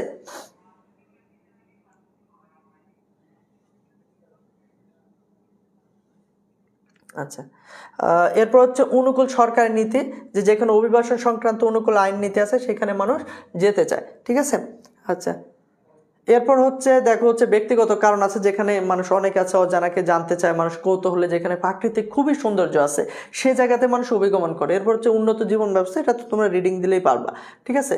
আচ্ছা, এইখানে যেটা অভিগমনের অঞ্চল ভেদে, ঠিক আছে, এটা একটু গুরুত্বপূর্ণ বিষয়। অভিগমনের অঞ্চল ভেদে 2 ভাগে ভাগ করা হয়। একটা হচ্ছে অভ্যন্তরীণ অভ্যন্তরীণ অভিগমন, আরেকটা হচ্ছে আন্তর্জাতিক অভিগমন। অভ্যন্তরীণ অভিগমন, আরেকটা হচ্ছে আন্তর্জাতিক অভিগমন। অভ্যন্তরীণ মানে অভ্যন্তরীণ কখন বললি, যে ভেতরে, অর্থাৎ একটা রাষ্ট্রের মধ্যে, ভালোভাবে সংজ্ঞাটা শোনো, একটা রাষ্ট্রের মধ্যে এক অঞ্চল থেকে অন্য অঞ্চলে যখন মানুষ অভিগমন করে, মানে একটা দেশের মধ্যে যখন মানুষ এক অঞ্চল থেকে অন্য অঞ্চলে অভিগমন করে, তখন সেটাকে আমরা বলবো হচ্ছে অভ্যন্তরীণ অভিগমন। আর আন্তর্জাতিক অভিগমন কখন, যখন একটা দেশ থেকে অন্য একটা দেশে অভিগমন করবে, মানে এক রাষ্ট্র পেরিয়ে অন্য একটা রাষ্ট্রে মানুষ অভিগমন করবে, তখন সেটাকে আমরা বলবো হচ্ছে আন্তর্জাতিক অভিগমন। মনে করো যে তোমার শিফা আর হচ্ছে মিতা, ঠিক আছে, শিফা এবং হচ্ছে মিতা, একজন মনে করো শিফা মনে করো পড়াশোনার কাজে মনে করো যে গেছে হচ্ছে ইংল্যান্ডে, আর এ কর্মসংস্থানের কারণে ঢাকায় গার্মেন্টসে গেছে। কোথায় গেছে? ঢাকায়। এখন দেখো এ কিন্তু যে দেশের মধ্যে আছে, একটা রাষ্ট্রের মধ্যে আছে, এর কারণে মিতার যে অভিগমন, এটা কিন্তু কি ধরনের অভিগমন? অভ্যন্তরীণ অভিগমন। আর শিফার যে অভিগমন, এটা কিন্তু আন্তর্জাতিক অভিগমন। এইভাবে কিন্তু বারবার প্রশ্ন আসে যে মনে করো যে রহিমের বাবা কর্মসংস্থানের কারণে প্রবাসী হয়ে সে কোথায় গেছে? মনে করো সৌদি আরবে গেছে। রহিম উচ্চশিক্ষার জন্য পড়াশোনার কারণে ঢাকার একটা ভালো বিশ্ববিদ্যালয়ে পড়াশোনা করে। এখন এখানে দেখ যে রহিমের বাবার অভিগমন কোন ধরনের অভিগমন, ব্যাখ্যা করো। ঘ নাম্বার প্রশ্ন আসে রহিম এবং তার বাবার দুইজনের অভিগমনের মধ্যে পার্থক্য বিশ্লেষণ করো। এখানে সহজেই দেখবা যে রহিমের বাবা যেহেতু দেশের গণ্ডি পেরিয়ে কোথায় গেছে? সৌদি আরব। তার মানে কি রহিমের বাবা কি অভিগমন করছে? আন্তর্জাতিক অভিগমন। আর রহিম যেহেতু ঢাকায় গেছে, দেশের মধ্যে আছে, এর কারণে তার এটা অভিগমন কোন ধরনের অভিগমন? অভ্যন্তরীণ অভিগমন। দুইটার মধ্যে আন্তর্জাতিক অভিগমন এবং অভ্যন্তরীণ অভিগমনের মধ্যে পার্থক্য করে দিলেই হয়ে যাবে, ঠিক আছে?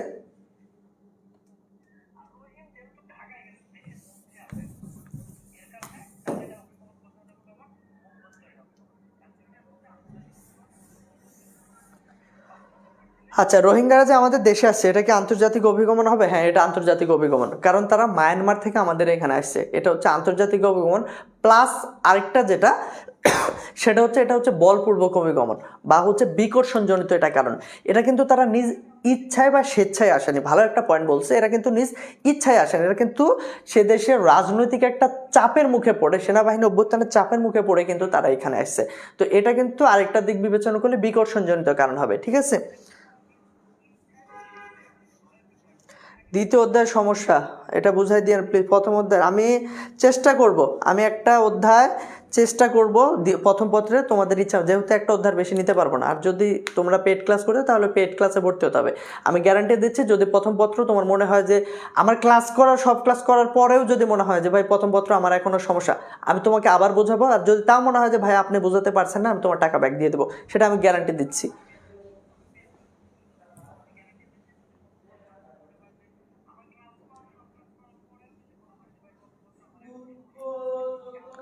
আচ্ছা, তো এই যে এখানে বলা আছে দেখো যে অভ্যন্তরীণ অভিগমনকে আবার আমরা চারটা শ্রেণীতে ভাগ করতে পারি। গ্রাম থেকে শহর, শহর থেকে শহর, গ্রাম থেকে গ্রাম, আবার শহর থেকে শহর। এগুলো আমরা ছোট করে ব্যাখ্যা করে নিই। দেখো, গ্রাম থেকে শহর, বাংলাদেশের সব থেকে যে অভিগমনটা বেশি ঘটে সেটা হচ্ছে গ্রাম থেকে শহরে। মানুষ একটা গ্রাম থেকে কর্মসংস্থানের সুযোগ, উচ্চশিক্ষার জন্য, চিকিৎসা লাভের জন্য সবাই কিন্তু গ্রাম থেকে শহরের দিকে মানুষ বেশি অভিগমন করে। আরেকটা হচ্ছে শহর থেকে শহরে মানুষ মনে করে চাকরি, ও যে ট্রান্সফার হয় না, মনে করে যে এক শহরে চাকরি আছে, ট্রান্সফার করে তাকে আরেকটা শহরে পাঠাই দিছে। এই যে একটা শহর থেকে আরেকটা শহরে তখন চাকরির সুবিধার জন্য যাওয়া লাগছে, এটা এক ধরনের মনে করো শহর থেকে শহর। এটা কিন্তু রাষ্ট্রের মধ্যেই, ঠিক আছে? করলে সেটা কেমন? প্রদেশগুলোর মধ্যে যদি অভিগমন করে সেটা অভ্যন্তরীণ অভিগমন। কথা হচ্ছে রাষ্ট্রে মনে করো মার্কিন যুক্তরাষ্ট্রের প্রদেশ আছে কয়টা? 50টা। সে মনে করো যে টেক্সাস থেকে মনে করো যে গেছে হচ্ছে একটা রাষ্ট্রে, ঠিক আছে, ক্যালিফোর্নিয়ায় মনে করো গেছে, টেক্সাস থেকে ক্যালিফোর্নিয়ায় গেছে, এটাও কিন্তু অভ্যন্তরীণ অভিগমন, ঠিক আছে? আচ্ছা, এরপর হচ্ছে গ্রাম থেকে গ্রাম। মানুষ গ্রাম থেকে গ্রাম কেমন অভিগমন করে? সেটা হচ্ছে বিবাহ সূত্রে। যে একটা গ্রাম থেকে মানুষের আরেকটা গ্রামে বিয়ে হয় না, এভাবে গ্রাম অভিগমন তোমার বিবাহ সূত্রে কিন্তু অভিগমন হয়। লাস্টে যেটা সেটা হচ্ছে শহর থেকে গ্রাম, মানে শহর থেকে গ্রামে কখন অভিগমন করে, এইটা হচ্ছে জীবনের শেষ ব্যবস্থায়, যে চাকরি জীবন শেষ, যেটা অবসর সময়ের সময়, সেই সময় মানুষ শহর থেকে গ্রামে অভিগমন করে থাকে। ঠিক আছে, তো এটা হচ্ছে অভিগমন বেশি বাংলাদেশের প্রেক্ষাপটে গ্রাম থেকে শহরে সব থেকে বেশি অভিগমন ঘটে থাকে। এরপর হচ্ছে আন্তর্জাতিক অভিগমন, যেটা আমি বললাম সেটা সংজ্ঞায়িত করাই আছে। এখন আমরা যেটা আলোচনা করবো সেটা হচ্ছে বাংলাদেশের জনমিতিক বৈশিষ্ট্য। ঠিক আছে, আমাদের বাংলাদেশের জনমিতিক বৈশিষ্ট্য কত? বাংলাদেশের জনমিতিক যে জনপতি হচ্ছে প্রায় 16 জন এখানে উল্লেখ করা আছে, কিছু জায়গায় 18.5, কিছু জায়গায় 19, কিছু জায়গায় 16, 17 দেওয়া আছে। ঠিক আছে, এটা একটু ভালো করে মাথায় রেখো। এরপর হচ্ছে নারী পুরুষ অনুপাত, প্রতি 100 জন নারী বিপরীতে 96 জন পুরুষ আছে। ঠিক আছে, এগুলো একটু দেখে নিও। আচ্ছা, প্রথম পত্রের দ্বিতীয় পত্রের কোথায় তোমাদের সমস্যা? ভূ অভ্যন্তরীণ অভ্যন্তরীণ যে অশ্বমণ্ডল, গুরুমণ্ডল, কেন্দ্রমণ্ডল, সেটার মধ্যে সমস্যা, নাকি পর্বতের যে বৈশিষ্ট্য আছে, যে ভঙ্গেল পর্বত, চ্যুতিস্তূপ পর্বত, ল্যাকলিত পর্বত, তারপর হচ্ছে তোমার আগ্নেয় পর্বত, এই পর্বতে, নাকি 3 নাম্বার যেটা চ্যাপ্টার আছে যে বাংলাদেশের ভৌগোলিক বৈশিষ্ট্য, কোনটা সমস্যা? এই 3টা চ্যাপ্টার আছে কিন্তু, মানে প্রথম পত্রের দ্বিতীয় অধ্যায় মোটামুটি 3টা গুরুত্বপূর্ণ চ্যাপ্টার। একটা হচ্ছে ভূ অভ্যন্তরীণ গঠন, দ্বিতীয় নাম্বার হচ্ছে তোমার যে 5টা পর্বত আছে, 5টা পর্বত, আর 3 নাম্বার হচ্ছে বাংলাদেশের ভৌগোলিক বৈশিষ্ট্য। এই 3টা চ্যাপ্টার আছে, এই 3টা চ্যাপ্টারের মধ্যে কোনটা বেশি সমস্যা একটু জানাও। ঠিক আছে, তাহলে আমি চেষ্টা করবো 3টার মধ্যে একটা বোঝাতে। 3টা বোঝাতে যেহেতু 2টা ক্লাস লাগবে, পেড ক্লাসে এই দ্বিতীয় নাম্বার অধ্যায়ে আমরা 2টা করে ক্লাস নিই। ঠিক আছে, তো এখন যেহেতু সমস্যায় আচ্ছা, এরপর হচ্ছে অভিগমনগুলো দেখো, যে মানুষ গ্রাম থেকে শহরে অভিগমনগুলো বৃদ্ধি পাচ্ছে, মানে বাংলাদেশের যে অভিগমনের প্রেক্ষাপট, সেখানে অভ্যন্তরীণ ক্ষেত্রে গ্রাম থেকে মানুষ শহরে বেশি যাচ্ছে। ঠিক আছে, যে গ্রামের দিকে আসছে মাত্র 20% এবং শহরের দিকে যাওয়ার প্রবণতা হচ্ছে 43.4%। এরপর হচ্ছে আন্তর্জাতিক অভিগমন, বাংলাদেশের মধ্যপ্রাচ্যে সৌদি আরব, কাতার, ইরাকে জানা কাতার, তারপর হচ্ছে সৌদি আরবে বেশি মানুষ যায়। এছাড়া ইউরোপের যে দেশগুলো আছে সেই দেশগুলোতে মানুষ প্রচুর পরিমাণে যায়। ঠিক আছে, পর্বতগুলো বুঝে দেয়, পর্বত লাগবে, পর্বত, আবার ভূ অভ্যন্তরীণ। আচ্ছা, পর্বতের সমস্যা, ওকে, আমি পর্বত বোঝাবো আজ তোমাদের পর্বত 5 মিনিটে বোঝাবো। ওয়েট, ক্লাসটা শেষ করে আমি তোমাদেরকে কথা দিলাম, আমি তোমাদেরকে কথা দিচ্ছি, পর্বত বোঝাচ্ছি, আমি তোমাদের 5টা পর্বত বোঝাই দেবো। ঠিক আছে, এই যে এখন আমি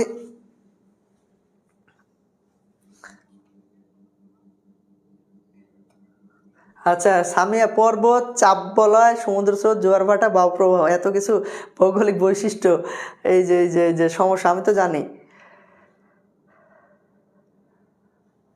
আচ্ছা, এরপর হচ্ছে জনসংখ্যা বন্টন। আমাদের দেশে যেহেতু 68,000 গ্রাম, এর কারণে শহরের তুলনায় গ্রামে, একটু কমেন্ট সেকশন বন্ধ করো, আমি বুঝতে পারছি কি বোঝানো লাগবে, আমি সেটা নিয়ে পরে একটু আলোচনা করো। ঠিক আছে, একটু পরে আলোচনা করো, আমি সময় দিচ্ছি তোমাদের। ঠিক আছে, আচ্ছা, এরপর হচ্ছে দেখো বাংলাদেশের জনসংখ্যা বৃদ্ধির হার, যেহেতু জনসংখ্যা দ্রুত বৃদ্ধি পাচ্ছে, এর কারণে খাদ্যের হার দেখো, তোমরা সবাই শুনে থাকবা যে আগে তোমাদের বাবার, তোমাদের দাদার সম্পত্তি ছিল হচ্ছে 50 বিঘা 100 বিঘা করে সম্পত্তি, এখন এসে তোমাদের ভাগে 2 বিঘা 1 বিঘা করে পড়ে। এটা কেন? এটা হচ্ছে জনসংখ্যা বৃদ্ধির কারণে। আমরা যদি 2000 মনে করো সালের দিকে যাই, সেখানে বাংলাদেশের জনসংখ্যা 10-12 কোটি ছিল, মাত্র 20 বছরে বা 25 বছরে জনসংখ্যা দ্বিগুণ প্রায় বৃদ্ধি পাইছে। 1971 সালের কথা চিন্তা করো, তখন জনসংখ্যা কত ছিল? প্রায় 7 কোটি। এখন এসে মাত্র 50-60 বছর পরে সেটা 3 গুণ বৃদ্ধি পাইছে, যে 7 থেকে 21 বা 20 কোটি মানুষ চলে আসছে। এই যে জনসংখ্যা বৃদ্ধি পায়, এখন কি বাংলাদেশের কি আয়তন বৃদ্ধি পাইছে? 1971 সালে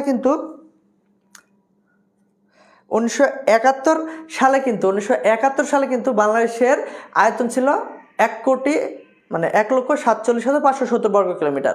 আজ 2025 সালে এসে কিন্তু আয়তন কি বৃদ্ধি পাইছে? সেম আয়তন, কিন্তু জনসংখ্যা বৃদ্ধি পাইছে। এর ফলে মাথাপিছু যে জমির পরিমাণ, বাংলাদেশে মাথাপিছু বর্তমান জমির পরিমাণ হচ্ছে 0.05 একর, 0.05 একর হচ্ছে জমির পরিমাণ। ঠিক আছে, তো এর কারণে আমি বলতেছি যে বাংলাদেশে যেহেতু মাথাপিছু জমির পরিমাণ বৃদ্ধি পাইছে, এখন চিন্তা করো যে তোমার আগে ওই 20 বিঘা জমির থেকে তোমার দাদার সহ মনে করো 5 জনের খাবার সংগ্রহ করা লাগতো, এখন তোমার দাদার থেকে জনসংখ্যা হয়ে গেছে হচ্ছে 100 জন, কিন্তু জমি আছে 20 বিঘায়। এখন ওই 20 বিঘা থেকে তোমার 100 জনের খাবার সংগ্রহ করা লাগতেছে, যার ফলে কি হচ্ছে এই খাদ্যের ওপর পড়ে গেছে হচ্ছে চাপ বৃদ্ধি, যার ফলে পুষ্টিহীনতায় মানুষ ভুগতেছে এবং খাদ্য ঘাটতিটাও শুরু হয়ে গেছে। ঠিক আছে, আচ্ছা, তো এরপরে আসো হচ্ছে কর্মসংস্থান সংকট। যেহেতু মানুষ জনসংখ্যা দিন দিন বৃদ্ধি পাচ্ছে কিন্তু চাকরির সুযোগটা খুবই কম, এই চাকরির সুযোগ কম থাকার কারণে বেকারত্ব বৃদ্ধি পাইছে। ঠিক আছে, আচ্ছা, এরপর হচ্ছে শিক্ষা ব্যবস্থার উপর চাপ। দেখো বিশ্ববিদ্যালয় আমাদের বাংলাদেশে যে এত খারাপ শিক্ষা ব্যবস্থা, এত খারাপ শিক্ষা ব্যবস্থা, যে এবারই প্রকাশ পেল যে কতগুলা কলেজে একজনও পাশ করে নাই। চিন্তা করো যে শিক্ষা ব্যবস্থার কি পরিমাণ খারাপ অবস্থা। তোমরা নিজেরাও ভালো করে জানো, যারা একটু উপজেলা বা লোকাল কলেজগুলোতে পড়ো তারা ভালো করে এটা মানে তাদের উপর বেশি প্রভাব, যে তারা কি লেভেলের, মানে আমি অপমান করছি না, এখানে কি লেভেল লেম শিক্ষককে তোমাদের ক্লাস করতে হয়, সেখানে কত নিম্ন পর্যায়ের শিক্ষককে তোমাদের ক্লাস করতে হয় যারা উপজেলা পর্যায়ে আছে।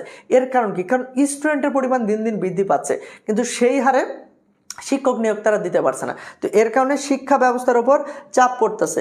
ঠিক আছে, তো এরপর হচ্ছে হচ্ছে স্বাস্থ্যসেবার চাপ। ওই যে বললাম যে মানুষ জনসংখ্যা বৃদ্ধি পাওয়ার ফলে সেই পরিমাণ বাংলাদেশের যে আয়তন, এই আয়তনের তুলনায় যে পরিমাণ জনসংখ্যা, এই জনসংখ্যাকে সঠিক চিকিৎসা ব্যবস্থা দেওয়া কিন্তু সম্ভব হচ্ছে না। ঠিক আছে, ম্যাপ, কোন ম্যাপ? বাংলাদেশের ম্যাপ না ওয়ার্ল্ড ম্যাপ? এগুলা ক্লাস করতে করতে, একটা ক্লাসে সম্ভব না, ক্লাস করতে করতে করতে করতে যারা ফার্স্ট পেপার পড়ছে তারা বলতে পারবে এটা, যে আমি ম্যাপটা তাদের কত ক্লিয়ার করে দিছি। আর প্রথম ক্লাসে আমরা কিন্তু ওয়ার্ল্ড ম্যাপটা মোটামুটি ক্লিয়ার করে দিছি। ঠিক আছে, আর তোমাদের যেটা ম্যাপ বলতে তোমাদের যেটা সব থেকে বেশি জানা লাগে সেটা হচ্ছে পৃথিবীর গুরুত্বপূর্ণ অঞ্চল, কর্কটক্রান্তি অঞ্চল কোনগুলা, নাতিশীতোষ্ণ অর্থাৎ নিরক্ষীয় অঞ্চল কোনগুলা, সুমেরু অঞ্চল কোনগুলা, এই অঞ্চলগুলো তোমাদের বেশি আসে। তোমাদের জলবায়ু অঞ্চল পড়তে গিয়ে সেখানে নিরক্ষীয় জলবায়ু অঞ্চল, ভূমধ্যসাগরীয় জলবায়ু অঞ্চল এগুলা পড়া লাগে। ঠিক আছে, এর কারণে তোমাদের ওইগুলো গুরুত্বপূর্ণ আমি জানি। ঠিক আছে,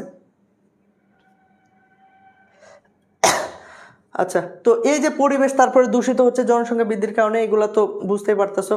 আচ্ছা, তারপর হচ্ছে কৃষি জমির ক্ষতি। যেহেতু অধিক পরিমাণে বসতি, জনসংখ্যা বৃদ্ধি পাচ্ছে, অধিক পরিমাণে বসতি নির্মাণ করার প্রয়োজন হচ্ছে, এর কারণে বসতি শিল্পায়নের কারণে কৃষি জমির ক্ষতি হচ্ছে। এছাড়া যোগাযোগ পরিবহন চাপ। দেখো প্রতিদিন 40 জন 50 জন তুমি নিউজ পাবা, গড়ে সেদিন দেখলাম যে 40-43 জন করে সড়ক দুর্ঘটনায় বাংলাদেশে নিহত হয় প্রতিদিন। এই যে এত মানে প্রতিদিনে এত পরিমাণ মানুষ মারা যায়, কেন মারা যায় সড়ক দুর্ঘটনার কারণ? অধিক জনসংখ্যার কারণে। জনসংখ্যার তুলনায় বাংলাদেশের সড়ক ব্যবস্থা হচ্ছে খুবই চাপা, যার কারণে জ্যাম লেগে থাকে, সড়ক দুর্ঘটনা হয়ে থাকে। ঠিক আছে, আচ্ছা,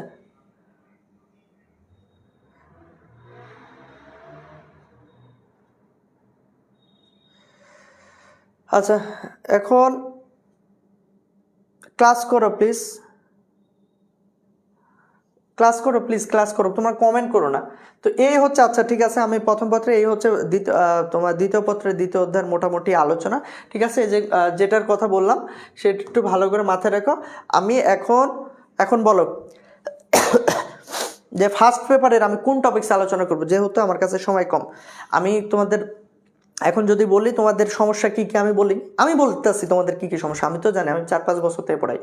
তোমাদের সমস্যা হচ্ছে প্রথমে যাবে হচ্ছে পর্বতের শ্রেণী বিভাগ, পর্বত কীভাবে সৃষ্টি হয় তোমরা জানো না, প্রথম সমস্যা গেল।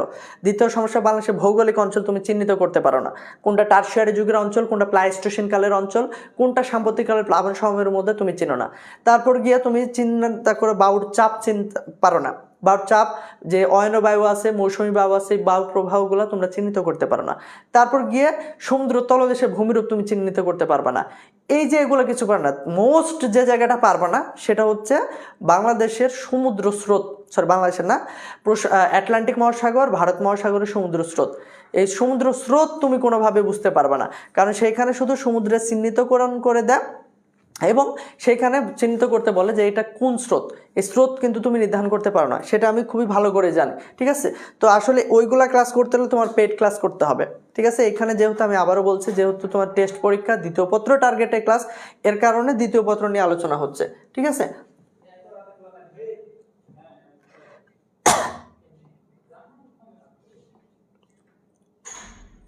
এখন বলো কোনটা নিয়ে আলোচনা করব? ট্রানজিশনাল মডেল, না ট্রানজিশনাল মডেল লাগে না, ট্রানজিশনাল মডেল লাগবে না। ঠিক আছে,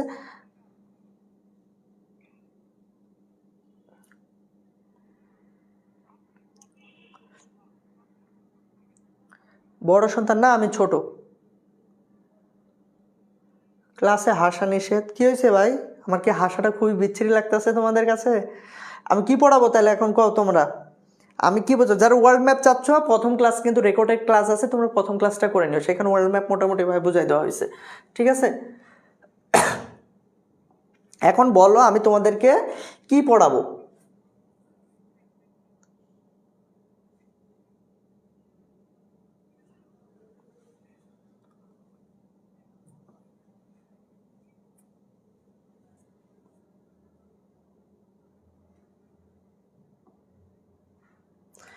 তোমরা কি এখন কি আমি কি তাহলে পর্বত বোঝাবো?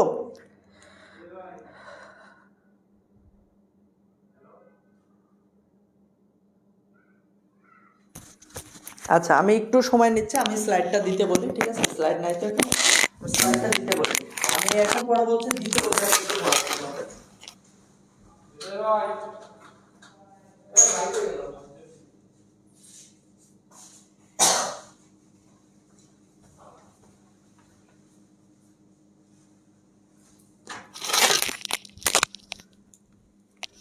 আচ্ছা বায়ু প্রবাহ, বায়ু প্রবাহ। আচ্ছা সবগুলা তো পর্বত স্রোত, এই সবগুলা তো বায়ু প্রবাহ যেটা চাচ্ছ সেটা ঠিক আছে, কিন্তু পর্বতের স্লাইড তো ওটা সমস্যা হয়ে গেল, আসলে ওটা ডিলিট হয়ে গেছে নাকি?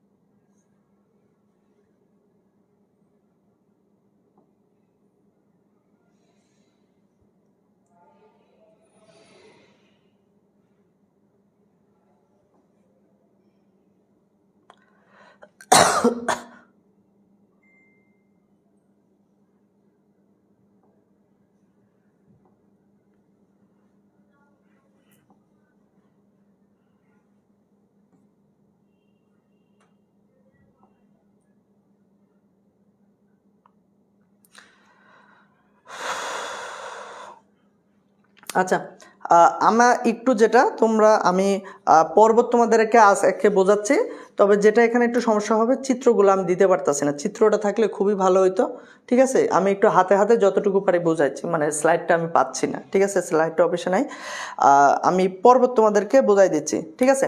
আচ্ছা দেখো, এবং আমি দ্রুত ক্লাস নেব, সেকেন্ড টাইম বোঝাবো না, ফার্স্ট টাইমে যতটুকু বুঝবা, যদি না বুঝতে পারো আবার ক্লাস করবা, মানে রেকর্ড ক্লাস থেকে করে নেবা, ঠিক আছে?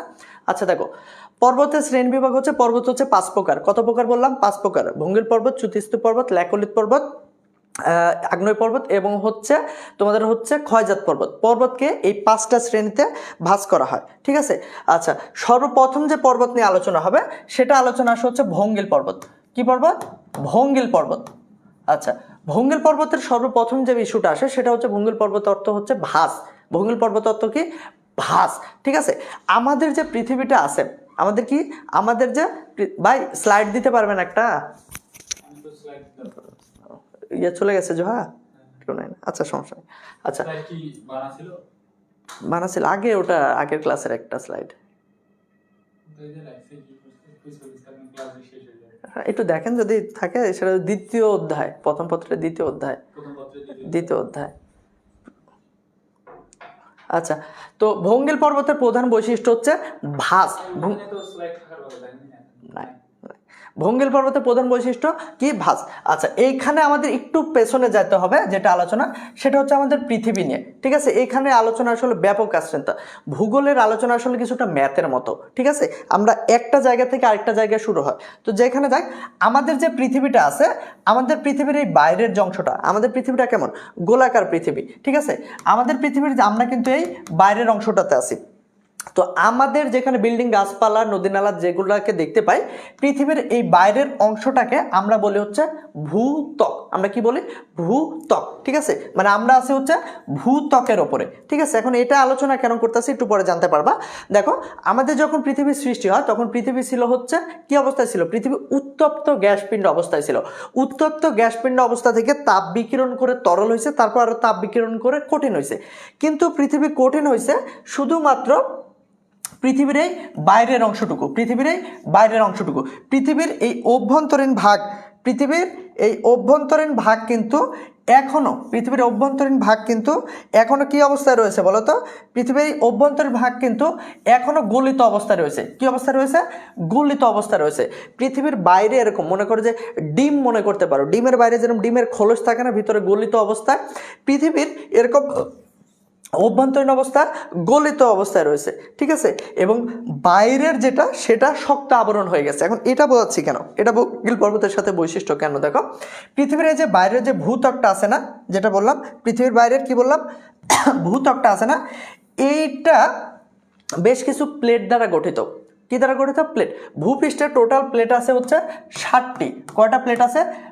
টোটাল প্লেট আছে হচ্ছে 27টি। এর মধ্যে 60টা প্লেট হচ্ছে বৃহৎ প্লেট। 60টা কি প্লেট? বৃহৎ প্লেট। এবং 27টার মধ্যে বাকি যে 20টা প্লেট হচ্ছে ছোট প্লেট, ঠিক আছে। মানে পৃথিবীর বাইরে এরকম 27টা আলাদা আলাদা প্লেট দ্বারা গঠিত।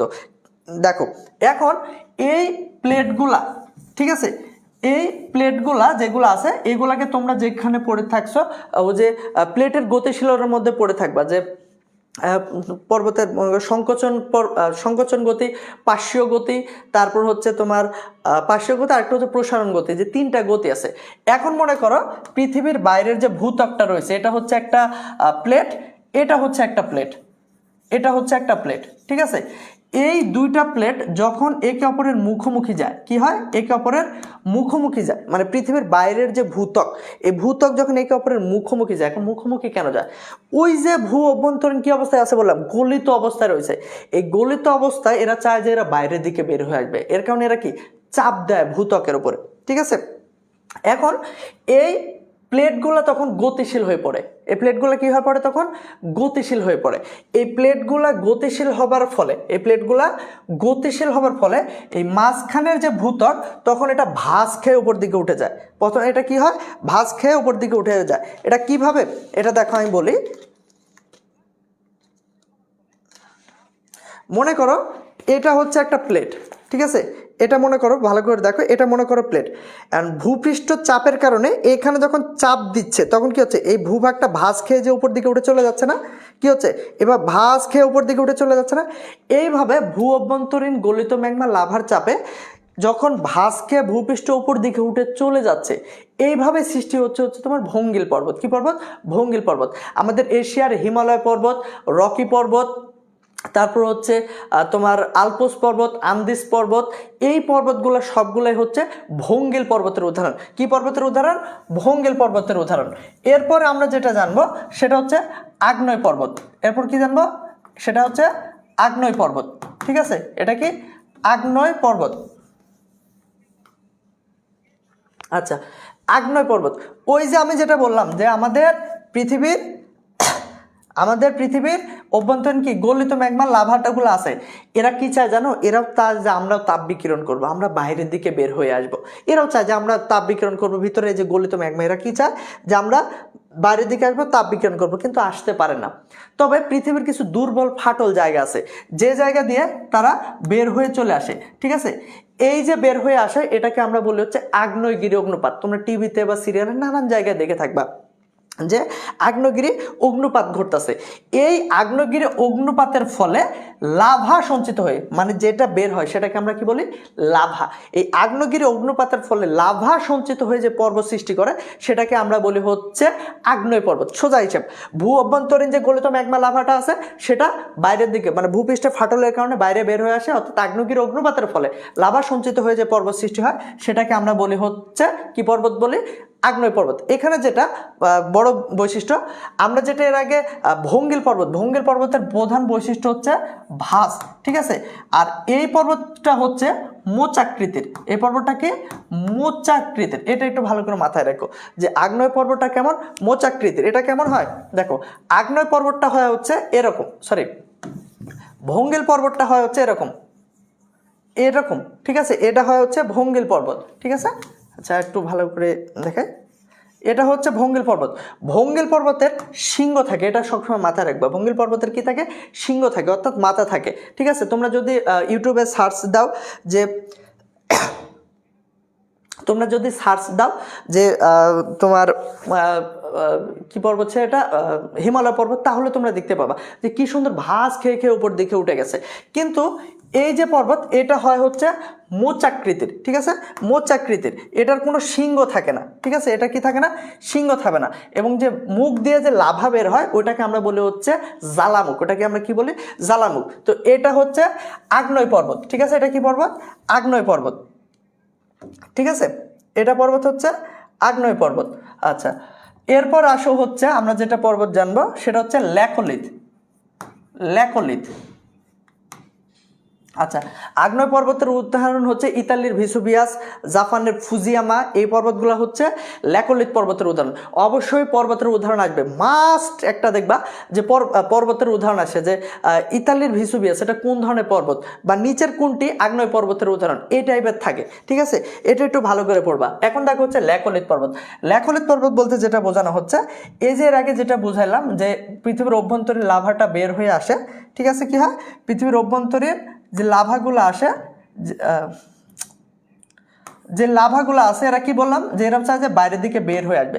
তবে পৃথিবীর কিছু জায়গা আছে যেখানে এরা বের হয়েও আসতে পারে না, আবার ওইটা কি হয় ভিতরে জমাট বাঁধে, মানে এটা হয়ে যায় হচ্ছে ভূত্বক, এটা ভূত্বকটা, এই লাভাটা অভ্যন্তরীণে জমে, অভ্যন্তরীণে লাভাটা জমে এইরকম একটা ঠেলা, মানে লাভাটা বের হয়ে আসছে না, যখন লাভা বের হয়ে আসতেছে লাভা সঞ্চিত হয়ে আগ্নেয় পর্বত সৃষ্টি করতেছে।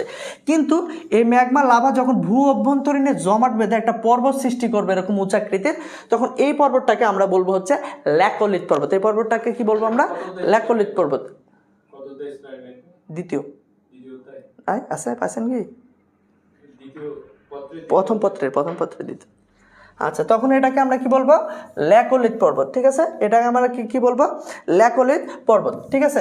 আচ্ছা, এরপর আর কি পর্বত আছে, আর পর্বত আছে হচ্ছে চ্যুতিস্তূপ পর্বত। আর কি পর্বত আছে, চ্যুতিস্তূপ পর্বত। আচ্ছা দেখো, চ্যুতিস্তূপ পর্বত হচ্ছে যখন ভূ অভ্যন্তরীণ, চ্যুতিস্তূপ পর্বতটা কি, যখন ভূপৃষ্ঠে যে তোমারও যে বললাম যে প্লেটগুলো আছে, কোনো কারণে যদি এইভাবে ভূপৃষ্ঠ এইভাবে নিচের দিকে নেমে যায়, কি হয়েছে, ভূপৃষ্ঠ কোনো একটা ভূ অভ্যন্তরীণ সংকোচনের কারণে বা প্রসারণের কারণে ভূপৃষ্ঠ নিচে,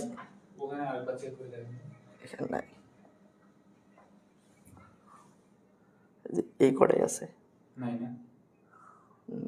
3 নম্বর থেকে আছে,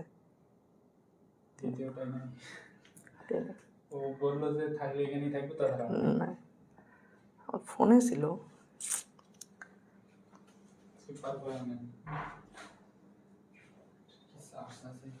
আচ্ছা, আমি ওই ইয়েতে আছে, আমি আপনাকে ইয়ে দিই, আমার হোয়াটসঅ্যাপে আছে। আমি তো ওইগুলো কাজ করি না। ঠিক আছে, সমস্যা নেই, হাতেই ছোট্ট হবে।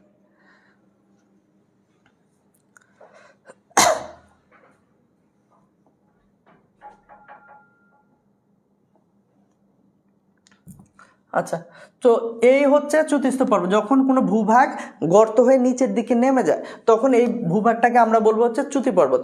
আর যে ভূভাগটা উপর দিকে উঠে থাকতেছে এটাকে আমরা বলবো হচ্ছে স্তূপ পর্বত, ঠিক আছে, এটা কি বলবো, আমরা বলবো হচ্ছে স্তূপ পর্বত, ঠিক আছে। আচ্ছা, এরপর আরেকটা যে পর্বত আছে সেটা হচ্ছে ক্ষয়জাত পর্বত, সেটা হচ্ছে কি পর্বত, ক্ষয়জাত পর্বত। আচ্ছা, ক্ষয়জাত পর্বতটা কি, দেখো শিলা হচ্ছে 2 ধরনের, কি কি শিলা হচ্ছে 2 ধরনের, একটা হচ্ছে কঠিন শিলা আর একটা হচ্ছে নরম বা হচ্ছে কোমল শিলা।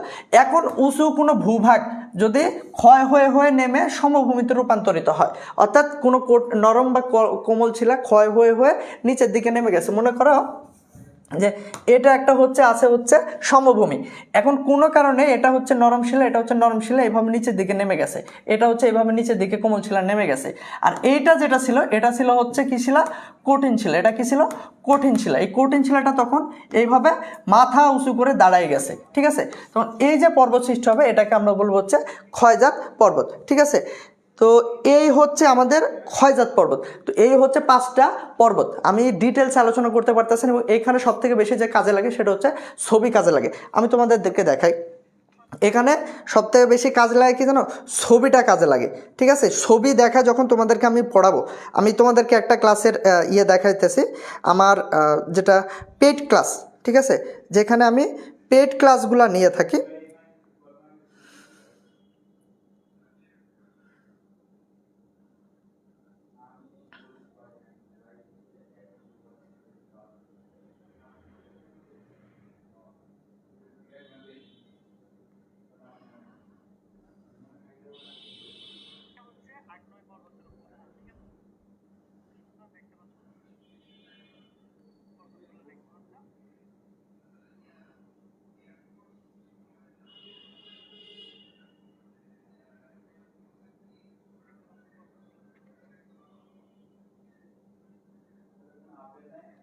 একটু ওয়েট করো, আমি দেখাচ্ছি। এই যে তোমরা যেটা দেখতে পাচ্ছ, আমি আই উইশ তোমরা দেখতে পাচ্ছ, এটা কিন্তু পেড একটা ক্লাস। আমরা যেটা পেড তোমার ক্লাস আছে সেখানে কিন্তু আমি এইভাবে চিত্র দেখায় ডিরেক্ট এইভাবে চিত্র দেখায় কিন্তু আমি ডিরেক্ট ক্লাসগুলা নিয়ে থাকি, ঠিক আছে। এইভাবে চিত্র যাবতীয় ক্লাসে, যে এটা যখন আমি পড়াচ্ছিলাম সেটা হচ্ছে আগ্নেয় পর্বত, চ্যুতি পর্বত, সেখানে আগ্নেয় পর্বতের বৈশিষ্ট্য, এখানে যাবতীয় ইয়েগুলা কিন্তু এই যে এটা হচ্ছে চ্যুতি স্তূপ পর্বতের উদাহরণ। এইভাবে যাবতীয় কিন্তু চিত্র দেখানো, যখন স্লাইডে ক্লাস নেওয়া হয় তখন কিন্তু এইভাবে যাবতীয় ক্লাসগুলা নেওয়া হয়, ঠিক আছে। এখন যাবতীয় ক্লাস, আমি আবারও বলছি, যাবতীয় ক্লাসগুলো এইভাবে আমরা চিত্র যে দেখতে পাবো, প্রত্যেকটা ক্ষেত্রে আমি চিত্র অ্যাড করি এবং খুঁটিয়ে নাটিয়ে বোঝাই, ঠিক আছে। এটা হচ্ছে আমার পেইড ক্লাস, ঠিক আছে। এটা হচ্ছে প্রথম পত্রের ক্লাস চলতেছে। অনেকে আছে যারা এখানে আছে পেইড ক্লাসে আছে, তারা জানে যে আমি আসলে প্রথম পত্রটা কত, আমি জানি যে তোমাদের মেন সমস্যাটাই হচ্ছে প্রথম পত্র, সেখানে কত যত্ন সহকারে। এর কারণে বললাম যে গ্যারান্টি আমি দিচ্ছি যে তোমরা ওই কোর্সে ভর্তি হয়ে যাও, এফআরভিতে ভর্তি হয়ে যাও, যদি ভূগোল নিয়ে কোনো সমস্যা থাকে তারপরেও তুমি আমার ক্লাস করার পর যদি বলো যে ভাই এখনও প্রথম পত্রে আমার সমস্যা হচ্ছে, আই উইশ, আমি গ্যারান্টি দিচ্ছি আমি তোমাকে ফুল পেমেন্ট ব্যাক দিয়ে দেবো, আমি তোমাকে ফুল পেমেন্ট ব্যাক দিয়ে দেবো। তো ঠিক আছে, তো এইগুলো আমরাই আর কি বোঝাই, ঠিক আছে। আচ্ছা, তো আচ্ছা, এখানে দেখলাম আমার হাসি আমার কাশি এইগুলা নিয়ে তোমরা খুব ইন্টারেস্ট। আমি পড়াচ্ছি ক্লাস আর তোমরা আসো হচ্ছে পড়ানোর নিয়ে। আচ্ছা, আমি যেটা বলি, তোমাদের যদি কোনো সমস্যা হয়, আমি একটা এখন ভালো থাকবে, দেখো তোমরা এখানে পড়াশোনার জন্য আসছো, ঠিক আছে। হ্যাঁ, আচ্ছা আচ্ছা, দেখো আমি একটা বিষয় যেটা আছে, তোমরা দেখে আমাকে নিয়ে খুব ইন্টারেস্ট, আমার ক্লাস বাদ দিয়ে আমাকে নিয়ে খুব ইন্টারেস্ট। আমি প্রায় বলি যারা পেড ক্লাসে থাকে যে দেখো তোমাদের যদি কোনো কিছু বুঝতে সমস্যা হয় বা কোনো একটা চ্যাপ্টার নিয়ে সমস্যা হয়, আমাকে ইনবক্স করি হইলো, ঠিক আছে, যে ভাইয়া যে এটা আমার সমস্যা হচ্ছে, এটা বুঝতে পারছি না, বা যদি এটা এইভাবে বোঝান সমস্যা হয়, ঠিক আছে, আমাকে এতটুকু আমাকে ইনবক্স করে, তোমার এটা জানার দরকার নাই যে ভাই আপনি খাইছেন, ভাই আপনি ঘুমাইছেন, কি দিয়ে খাইছেন, ভাই আপনি কেমন আছেন, এইসব কিছু জানার দরকার নেই। জাস্ট মেসেজ দিবা, সালাম দিবা যে ভাইয়া আমার এইটা হচ্ছে সমস্যা, আমি সমাধান দিয়ে দেবো। তোমরা কি করো, এই যে একজন নক দেয়, ঠিক আছে, নক দেয়া জিজ্ঞেস করে কি, ভাইয়া কি প্রশ্ন করে জানো, তোমরা প্রশ্ন করো, ভাইয়া আপনি কি ম্যারিড?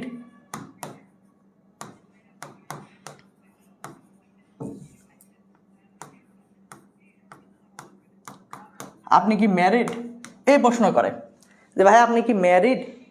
ভাই এটা কোন বোর্ডে কত সালে প্রশ্ন আসছে বলো তো, যে বলো যে ভাইয়া এটা কোন বোর্ডে, যে এই বোর্ডে এত সালে প্রশ্ন আইছে বা এত সালে সামনে বার প্রশ্নটা আসতে পারে।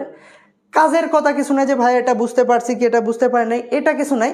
ভাইয়া আপনি কি ম্যারিড, ভাইয়া আপনার রিলেশনশিপ স্ট্যাটাস কি, মানে আপনার কি কেউ আছে, কোনো সম্পর্ক আছে, ভাই এইসব কেন? আমি এখানে ক্লাস নিতে আসি, তোমাদের পড়াইতে আসি। তোমার যদি কোনো কিছু বুঝতে সমস্যা হয় আমাকে জিগাও, আমি কোনো সমস্যা না, আমি স্বাচ্ছন্দ্যে তোমাদের রিপ্লাই দেবো। তোমরা জিগাও এখানে, ভাই আপনি কি ম্যারিড, আপনি রিলেশনশিপ স্ট্যাটাস কি, এইসব তো ভাই তোমার দরকার। তোমার পড়ার ক্ষেত্রে যেটা জানার দরকার আমি সেটা তোমার ইনস্ট্রাক্টর হিসেবে আইসি, অন্য কাজে আসে নাই। তো যদি কেউ নকটক দেয়, দয়া করে এইসব জানার দরকার নেই।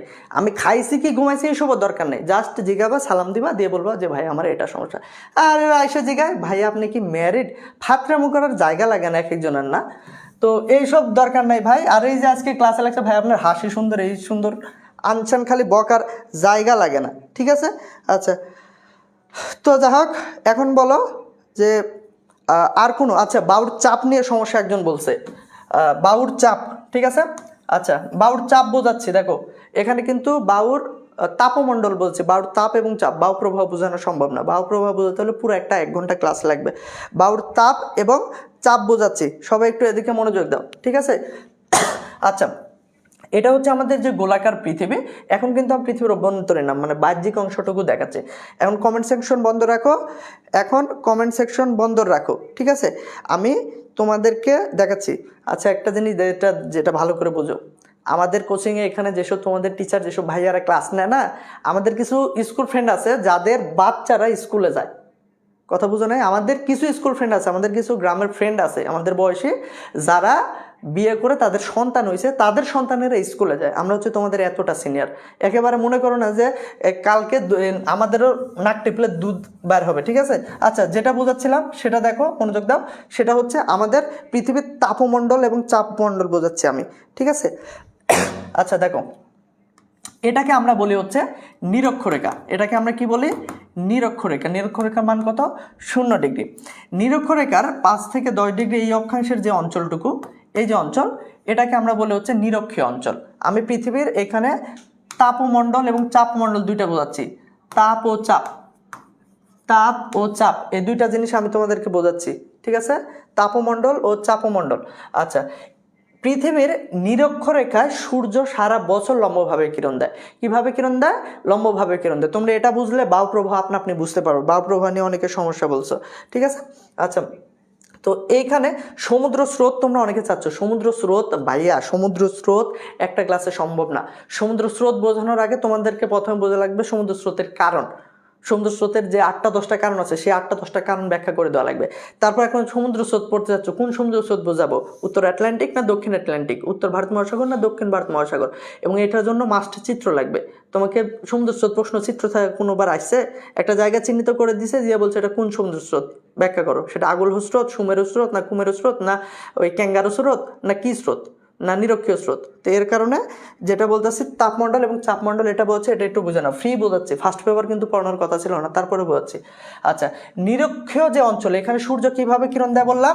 নিরক্ষীয় অঞ্চলে সূর্য দেয় হচ্ছে সারা বছর, বছরের বেশিরভাগ সময় লম্বভাবে কিরণ দেয়। একটা কথা মাথায় রাখবা, সূর্য যেখানে লম্বভাবে কিরণ দিবে, ভালো করে মনোযোগ দাও, সূর্য যেখানে লম্বভাবে কিরণ দিবে সেখানের বাতাস কি হবে, তাপমাত্রা কি হবে, তাপমাত্রা বেশি হবে। তার মানে কি, সেখানকার বায়ু উষ্ণ হয়ে প্রসারিত হয়ে উপর দিকে উঠে চলে যাবে। সূর্য যেখানে লম্বভাবে কিরণ দেয়, সূর্য যেখানে লম্বভাবে কিরণ দেয়, ভালো করে শোনো, সেখানে তাপমাত্রা বেশি হয়, যার ফলে বাতাস উষ্ণ হয়। কি হয়? উষ্ণ বা গরম হয়। গরম বাতাসের ধর্ম হচ্ছে বাতাস প্রসারিত হয়ে উপর দিকে উঠে চলে যাবে, ঠিক আছে। তো এই অঞ্চলটাতে যেহেতু সূর্য লম্বভাবে কিরণ দেয়, সূর্য লম্বভাবে কিরণ দেয়, এর কারণে এখানকার বাতাস উষ্ণ হয়। আমি এখানে প্রথমে পড়াচ্ছি হচ্ছে বাতাসের তাপ, যার কারণে এটাকে বলা হয় হচ্ছে উষ্ণমণ্ডল। এটাকে কি বলা হয়? উষ্ণমণ্ডল, ঠিক আছে, নিরক্ষীয় উষ্ণমণ্ডল। এরপর আসে হচ্ছে এই অঞ্চল, এটা হচ্ছে 23.5 অঞ্চল, অর্থাৎ কর্কটক্রান্তি অঞ্চল, আর এটা হচ্ছে 23.5 দক্ষিণ মকরক্রান্তি অঞ্চল। এইখানে সূর্য অ্যাঙ্গেল ভাবে বা তির্যক ভাবে দিচ্ছে, না খাড়া ভাবে দিচ্ছে না তির্যক ভাবে, মিডিল স্টেজে তাপ দিচ্ছে, যার কারণে এই অঞ্চলটাতে তাপমাত্রা মোটামুটি না শীত না উষ্ণ থাকে। যার কারণে এই অঞ্চলটাকে বলা হয় হচ্ছে কক্রোটীয় নাতিশীতোষ্ণ অঞ্চল, কক্রোটীয় নাতিশীতোষ্ণ অঞ্চল, আর এইটাকে বলা হয় হচ্ছে মকরটীয় নাতিশীতোষ্ণ অঞ্চল। ক্লিয়ার? তাপমণ্ডলটাকে 5টা ভাগে ভাগ করা হয়। পৃথিবীর তাপমণ্ডলটাকে আমরা 5টা ভাগে ভাগ করতে পারি, ঠিক আছে। উষ্ণমণ্ডল গেল একটা, কক্রোটীয় নাতিশীতোষ্ণ, মকরটীয় নাতিশীতোষ্ণ। এরপর আসলো এই অঞ্চলটা, এইখানে সূর্যের আলো একেবারে পৌঁছায় না, সূর্যের আলো বেশিরভাগই সময় পৌঁছায় না, ঠিক আছে। যার কারণে এই জায়গাতে তাপমাত্রা কিছুই নাই, বরফে ঢাকা। পৃথিবীর কিন্তু এটা উত্তর মেরু কয়, এটা কয় হচ্ছে দক্ষিণ মেরু। উত্তর মেরু এবং দক্ষিণ মেরু কিন্তু বরফে ঢাকা। এর কারণে এটাকে বলা হয় হচ্ছে উত্তর হিমমণ্ডল, আর এটা হচ্ছে দক্ষিণ হিমমণ্ডল, ঠিক আছে। এই হচ্ছে পৃথিবীর তাপমণ্ডল। এটা কি বললাম? পৃথিবীর তাপমণ্ডল। পৃথিবীর তাপমণ্ডলকার সমস্যা আছে, উষ্ণমণ্ডল অর্থাৎ কক্রোটীয় নিরক্ষীয় উষ্ণমণ্ডল, কক্রোটীয় নাতিশীতোষ্ণ, মকরটীয় নাতিশীতোষ্ণ, উত্তর হিমমণ্ডল, দক্ষিণ হিমমণ্ডল। এই হচ্ছে তাপমণ্ডল। তাপমণ্ডল একেবারে সোজা, তোমাকে আমি চিত্র ধরে বোঝাবো। পেড ক্লাসে আসো, আমি তোমাকে চিত্র ধরে কিভাবে বোঝাবো। এখন তো স্পিডে 2 গুণ স্পিডে বোঝাচ্ছি, ওখানে আমি আরো আস্তে ধীরে বোঝাবো। তুমি যতক্ষণ না বুঝবে ততক্ষণ বোঝাবো আমি। এর কারণে বললাম যে পেড ক্লাস। মানে তোমাদের কপাল খারাপ যে এখানে আমার প্রথম পত্র ক্লাস নেওয়ার কথা না, এখানে আমার দ্বিতীয় পত্র ক্লাস নেওয়ার কথা, ঠিক আছে। আচ্ছা, এই গেল হচ্ছে পৃথিবীর তাপমণ্ডল, ঠিক আছে। এখন তাপের সাথে চাপও সম্পর্কিত, পৃথিবীর তাপের সাথে চাপও সম্পর্কিত। কিভাবে দেখো, আমি এখন আলোচনা করব হচ্ছে পৃথিবীর চাপ মণ্ডল, পৃথিবীর চাপ। এখন আলোচনা কি করব? চাপ, ঠিক আছে, যে চাপ। আচ্ছা, একটা কথা সবসময় মাথায় রাখবে, বাতাসের ধর্ম আছে, বায়ুর কি আছে? ধর্ম। বায়ুর ধর্ম কি জানো? বায়ুর ধর্ম হচ্ছে সবতা রক্ষা করা। বায়ুর ধর্ম কি? সমতা রক্ষা করা। ঠিক আছে, বায়ুর ধর্ম কি? সমতা রক্ষা করা। এখন বলো, মনে করো আমার কাছে আছে হচ্ছে 10 টাকা আর তোমার কাছে আছে মনে করো 20 টাকা। এখন বললাম যে দুইজনের টাকা সমান করতে হবে, তাহলে কি আমি 10 টাকা থেকে যদি তোমার কাছে 20 টাকা আছে তোমাকে টাকা দিই তাহলে কি সমান হবে? না তোমার কাছে 20 টাকা আছে তুমি আমাকে টাকা দিলে টাকা সমান হবে?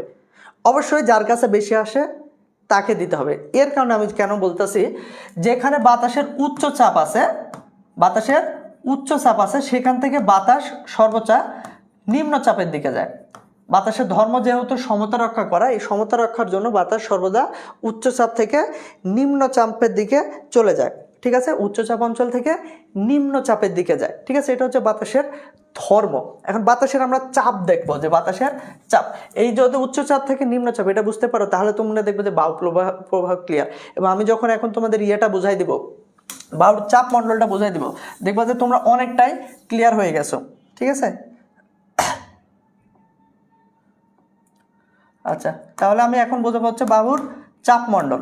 ঠিক আছে, আচ্ছা দেখো প্রথমে এই যে অঞ্চল, এটা কি অঞ্চল বলছিলাম মনে আছে? নিরক্ষীয় অঞ্চল। এটা কি অঞ্চল? নিরক্ষীয় অঞ্চল। নিরক্ষীয় অঞ্চলে সূর্য কিভাবে কিরণ দেয় বলছিলাম? লম্বভাবে কিরণ দেয়। লম্বভাবে কিরণ দিলে বাতাস কি হবে বলছিলাম? উষ্ণ হবে বাতাস। আর উষ্ণ বাতাস কোথায় যাবে? প্রসারিত হয়ে উপর দিকে চলে যাবে।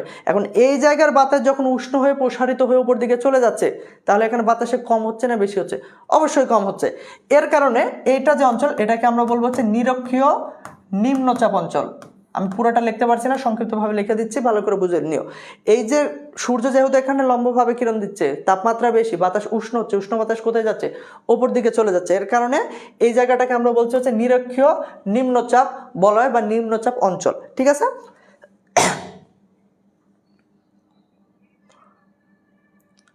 আচ্ছা এরপর আসো হচ্ছে এই অঞ্চলটা। এটা কি অঞ্চল বলছিলাম? কক্রোটি অঞ্চল।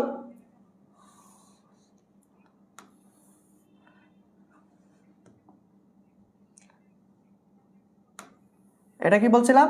কক্রোটি অঞ্চল। এটা কি? কক্রোটি অঞ্চল। আর এটা কি? মকরটি অঞ্চল। এখন দেখো সূর্য কোথায় লম্বভাবে কিরণ দেয় বেশি? অবশ্যই নিরক্ষরেখার উপর দেয়। কক্রক্রান্তি মকরক্রান্তির থেকে নিরক্ষরেখা লম্বভাবে কিরণ দেয়, আর সূর্য এদিকে কি তির্যকভাবে দেয়। তার মানে কি এখানে তাপমাত্রা কম। এখানে তাপমাত্রা কম থাকার কারণে অবশ্যই এখানে বাতাসের চাপ উচ্চ হবে, কারণ এখানে তাপমাত্রা হচ্ছে কম। যেখানে বাতাস লম্বভাবে কিরণ দেবে সেখানে বাতাস তাপমাত্রা বেশি, সেখানে সূর্যের মানে বায়ু উপর দিকে উঠে চলে যাবে। ঠিক আছে, এর কারণে এই যে অঞ্চল এটাকে আমরা বলবো হচ্ছে কক্রোটীয় উচ্চচাপ অঞ্চল। কক্রোটীয় এটা হচ্ছে মকরটীয়। এখন এর জন্য তোমাকে তো আবার এখন বুঝতে ভাই কক্রোট মকরোট কিভাবে হলো, এর কারণে তোমাদেরকে আমি আগে পড়াইনি, এই ক্লাসের শুরুতে আগে কি পড়াইনি জানো? পৃথিবীর রেখা পড়াইনি, যে নিরক্ষরেখা, কক্রোটক্রান্তি রেখা, মকরক্রান্তি রেখা, সুমেরু কুমেরু। এখানে অত সময় নাই, যেভাবে বুঝার বুঝে নাও। তাহলে এটা কি? মকরটীয় উচ্চচাপ অঞ্চল। মকরটীয় উচ্চচাপ অঞ্চল। ঠিক আছে, মকরটীয় উচ্চচাপ অঞ্চল। আর এটা কি? কক্রোটীয় উচ্চচাপ অঞ্চল। এটাকে কক্রোটীয় উচ্চচাপ অঞ্চল। ঠিক আছে, এখন আসো, এখন যে তোমাদের কাছে জটিল সমাধান বাঁচবে সেটা হচ্ছে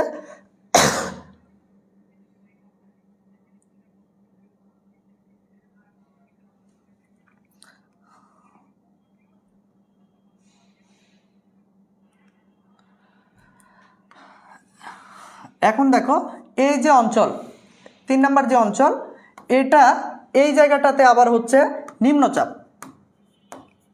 এটা কি বললাম? এই দুইটা জায়গা আবার হচ্ছে নিম্নচাপ। এখন কথা হচ্ছে যে ভাইয়া এখানে লম্বভাবে দিচ্ছে, এখানে তির্যক দিচ্ছে, এই জায়গা থেকে তো আরও এখানে তির্যকভাবে দিচ্ছে, তাহলে এই জায়গাতে কিভাবে নিম্নচাপ হয়? প্রশ্ন হচ্ছে এই জায়গাতে সমস্যা হয়, এইখানে নিম্নচাপ কিভাবে হয়? ঠিক আছে, এখন দেখো এটা একটু পরে বলছি। এই জায়গাটাতে আমি কি বললাম একটু আগে? এই জায়গাতে কি বললাম? শেষ মাথা, এটা হচ্ছে হিমমণ্ডল অঞ্চল। এখানে সূর্যের আলো কি হয়? পৌঁছায় না। এখন এটা কেন বলতেছি? এই জায়গাটাতে যেহেতু সূর্যের আলো পৌঁছায় না, মানে বরফে ঢাকা, তার মানে কি এখানে বায়ু তো উপর দিকে উঠবে না, এখানে তাপমাত্রাটা সর্বদা থাকে হচ্ছে কম, যার কারণে এখানে বিরাজ করে হচ্ছে বায়ুর উচ্চচাপ। বায়ুর উচ্চচাপ, এখানে উচ্চচাপ, এটাকে বলা হয় হচ্ছে সুমেরু উচ্চচাপ অঞ্চল। এটা কি বলে? সুমেরু বৃত্ত, সুমেরু উচ্চচাপ অঞ্চল। আর এটাকে বলা হচ্ছে কুমেরু উচ্চচাপ অঞ্চল, ঠিক আছে মাথার। এখন যে সমস্যাটা বেশি হয় যে এইখানে নিম্নচাপ কেন, এটার যেটা নাম, এই যে নাম, এটাকে কি নাম ডাকা হয় জানো? এটাকে নাম ডাকা হয় হচ্ছে সুমেরু বৃত্ত। এটা মনে রাখবে, এটা হচ্ছে সুমেরু উচ্চচাপ অঞ্চল, কুমেরু উচ্চচাপ অঞ্চল, আর এটা হচ্ছে সুমেরু বৃত্ত, ঠিক আছে। আর এটা হচ্ছে কুমেরু বৃত্ত, কুমেরু বৃত্ত নিম্নচাপ। এখন এখানে নিম্নচাপ কেন, এখানে যে ট্রিক্স ভালো করে শোনো। দেখো আমাদের পৃথিবী কি স্থিতিশীল? পৃথিবী কিন্তু স্থিতিশীল না, পৃথিবী হচ্ছে ঘূর্ণনমান। পৃথিবী কোন দিক থেকে কোন দিকে ঘুরছে? পৃথিবী পশ্চিম থেকে কিন্তু পূর্ব দিকে সর্বদা ঘুরছে, এখনো ঘুরছে। ঘন্টায় প্রায় 1800 থেকে 1600 কিলোমিটার বেগে পৃথিবী কিন্তু ঘুরছে। এখন পৃথিবী যে যখন পশ্চিম দিকে ঘুরছে, তোমরা বায়ু প্রবাহ এবং সমুদ্র স্রোত একটা সূত্র পড়বা, ফেরেলের সূত্র, যে বায়ু প্রবাহ এবং সমুদ্র স্রোত উত্তর গোলার্ধের ডান দিকে এবং দক্ষিণ গোলার্ধের বাম দিকে বেঁকে প্রবাহিত হয়। এই সূত্রটা তোমরা সবাই পড়ে থাকার কথা, তাই না? যে উত্তর গোলার্ধের ডান দিকে এবং দক্ষিণ গোলার্ধের বাম দিকে। তখনও প্রশ্ন আসে যে এটা কেন হয়, যে উত্তর গোলার্ধে কেন এদিকে বেঁকে যায়, দক্ষিণ গোলার্ধে কেন এই দিকে বাম দিকে বেঁকে যায়? এটা হচ্ছে পৃথিবীর ঘূর্ণনের কারণে, পৃথিবী পশ্চিম থেকে পূর্ব দিকে ঘূর্ণনের কারণে এটা ঘটে। এখন দেখো পৃথিবীর সব জায়গার ব্যাসার্ধ কিন্তু এক না। পৃথিবীর যেটা নিরক্ষীয় অঞ্চল, এই জায়গায় পৃথিবীর মোটা বেশি, মানে হচ্ছে ব্যাস বেশি। নিরক্ষরেখা থেকে যত উত্তরে যাওয়া যায়, যত দক্ষিণে যাওয়া যায়, ব্যাস কমতে থাকে, ঠিক আছে। এখন যেটা পৃথিবী যে ঘুরছে আহ্নিক গতি যেটাকে বলে, আসলে এগুলো হচ্ছে সব ডিটেলসের বিষয়ে আলোচনা করা লাগে, যেটা সময় এখন নেই, আমরা অলরেডি সময় পার করে ফেলছি। তো সংক্ষেপে তারপরে বলছি যে পৃথিবী যে ঘুরছে, পৃথিবী কতক্ষণে ঘোরে? 23 ঘন্টা 56 মিনিট 4 সেকেন্ড, বা হচ্ছে আমরা যেটা পড়ি সেটা হচ্ছে 24 ঘন্টা পৃথিবীটা একসাথে ঘুরতেছে। ঘন্টায় 1600 থেকে 1800 কিলোমিটার বেগে পৃথিবী একবার প্রদক্ষিণ, মানে একবার ঘুরে, নিজ অক্ষের ওপর একবার ঘোরে, যেটাকে আমরা বলি হচ্ছে আহ্নিক গতি। এখন পৃথিবীর এই জায়গায় ব্যাস হচ্ছে মোটা, এই জায়গায় ব্যাস হচ্ছে ছোট। দুইটা অঞ্চল পৃথিবীর কি কোথাও এরকম আছে যে যেখানে 20 ঘন্টায় পৃথিবী একবার ঘুরতেছে, কোথাও 18 ঘন্টায় ঘুরতেছে, কোথাও 24 ঘন্টা? না, পৃথিবীর সব জায়গায় অঞ্চলটাই কিন্তু 24 ঘন্টায় একবারে ঘোরে। এখন পৃথিবীর এই জায়গায় যখন ব্যাস মোটা বা মোটা অঞ্চল, ঠিক আছে, এখানকার ব্যাস কি মোটা না, আর এখানকার ব্যাস কি কম না, তাই তো? এখন চিন্তা করো যে কম ব্যাস যেটা, তোমার মনে করো রাস্তা, এ হচ্ছে একটা বৃত্ত, এ হচ্ছে একটা বৃত্ত, বৃত্ত এটার ব্যাস তো বেশি না। এখন এইটা ঘুরে আসতে বেশি সময় লাগবে না এটা ঘুরে এসে বেশি সময় লাগবে? এখন মনে করো তোমার টার্গেট হচ্ছে 2 ঘন্টায় পুরোটা ঘুরতে হবে, মানে এটা এও ব্যক্তিও ঘুরবে 2 ঘন্টা, এও ঘুরবে হচ্ছে বৃত্ত 2 ঘন্টায়, তাই না? এখন কথা হচ্ছে যে তাহলে কি এর থেকে এর অবশ্যই গতিবেগটা বেশি হতে হবে, তাই না? এর থেকে এর গতিবেগ বেশি না হলে তো ঘুরতে পারবে না। আমি যেটা বলছি, পৃথিবীর এই ব্যাসের থেকে, অর্থাৎ একেবারে মেরু ব্যাসের থেকে এই বৃত্ত যে ব্যাস, অর্থাৎ এই জায়গার ব্যাস হচ্ছে মোটা, এখানকার ব্যাস কি মোটা, ঠিক আছে। এই মোটা ব্যাসের কারণে এই জায়গায় পৃথিবীর ঘূর্ণনের বেগ হচ্ছে বেশি। এই যে সুমেরু বৃত্ত এবং কুমেরু বৃত্তে, এই যে সুমেরু বৃত্ত এবং কুমেরু বৃত্তে পৃথিবী ঘূর্ণনের বেগ হচ্ছে বেশি। এখন কথায় আসো যে আমি বলছিলাম বাতাস কোন অঞ্চল থেকে কোন অঞ্চলে যায়? অবশ্যই উচ্চচাপ অঞ্চল থেকে নিম্নচাপ অঞ্চলের দিকে যায়। এখন উচ্চচাপ অঞ্চল থেকে যখন নিম্নচাপের দিকে যাচ্ছে, এই যে এটা কি বলছিলাম, এটা হচ্ছে উচ্চচাপ অঞ্চল। এখন উচ্চচাপ অঞ্চল থেকে দেখো কোথায় যাচ্ছে, নিম্নচাপের দিকে যাবে। যখনই এই সুমেরু অঞ্চল থেকে বাতাস নিম্নচাপের দিকে যেতে থাকে, অর্থাৎ যখন নিচের দিকে নামতে থাকে, এই জায়গায় পৃথিবীর ঘূর্ণনের বেগ বেশি হওয়ার কারণে বাতাস ছিটকে চলে যায়। কি হয়? বাতাস ছিটকে চলে যায়। এই ছিটকে চলে যাওয়ার কারণে এখানে বাতাসের চাপ হয়ে যায় নিম্ন। সেমভাবে এই দক্ষিণ মেরু অঞ্চল থেকে বাতাস যখন নিরক্ষরেখার দিকে যায়, এই মেরুবৃত্তে, যে এই মেরুবৃত্তে যখন আসে, এই জায়গাতে যখন যায় তখন বাতাস ছিটকে বাইরের দিকে চলে যায়। তখন কি হয়? বাইরের দিকে যখন চলে যায় তখন বাতাসের চাপ কমে যাচ্ছে, যার ফলে এই জায়গাটা হয়ে যাচ্ছে হচ্ছে এই যে কুমেরুবৃত্ত নিম্নচাপ, ঠিক আছে। এই হচ্ছে বাতাসের তাপমণ্ডল এবং হচ্ছে চাপমণ্ডল। এটা কি? বাতাসের তাপমণ্ডল এবং চাপমণ্ডল। এবং এই চাপমণ্ডলটাকে অনুসরণ করে কিন্তু বাতাসটা প্রবাহিত হয়। যে বাতাসটা প্রবাহিত হয়, যে বাতাসটাকে বলা হয় হচ্ছে কিভাবে বলো তো, যে বাতাসটাকে বলা হচ্ছে নিয়ত বায়ু। যে নিয়ত বায়ু তোমরা বারবার চিত্রের মধ্যে এখানে আসে, কিভাবে এখান থেকে প্রশ্ন আসে আমি বলি। প্রশ্ন আসে হচ্ছে যে এখানে এইভাবে চিত্র থাকে,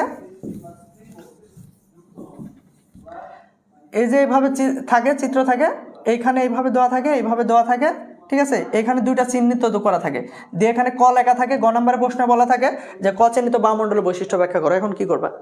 এটা অনুসরণ করা হচ্ছে যে এর আগে যে বায়ুর চাপমণ্ডল না, একটা কথা মাথায় রাখবে, অয়ন বায়ু হচ্ছে, নিয়ত বায়ু হচ্ছে বায়ুর ওই যে চাপ বলয়, নিরক্ষীয় উচ্চচাপ অঞ্চল, নিরক্ষীয় নিম্নচাপ অঞ্চল, কক্রটীয় উচ্চচাপ, মকরটীয় উচ্চচাপের যে অঞ্চলগুলো আছে, এই বায়ুর চাপ বলয় দ্বারা প্রভাবিত হয়ে কিন্তু বায়ু প্রবাহ সংঘটিত হয়।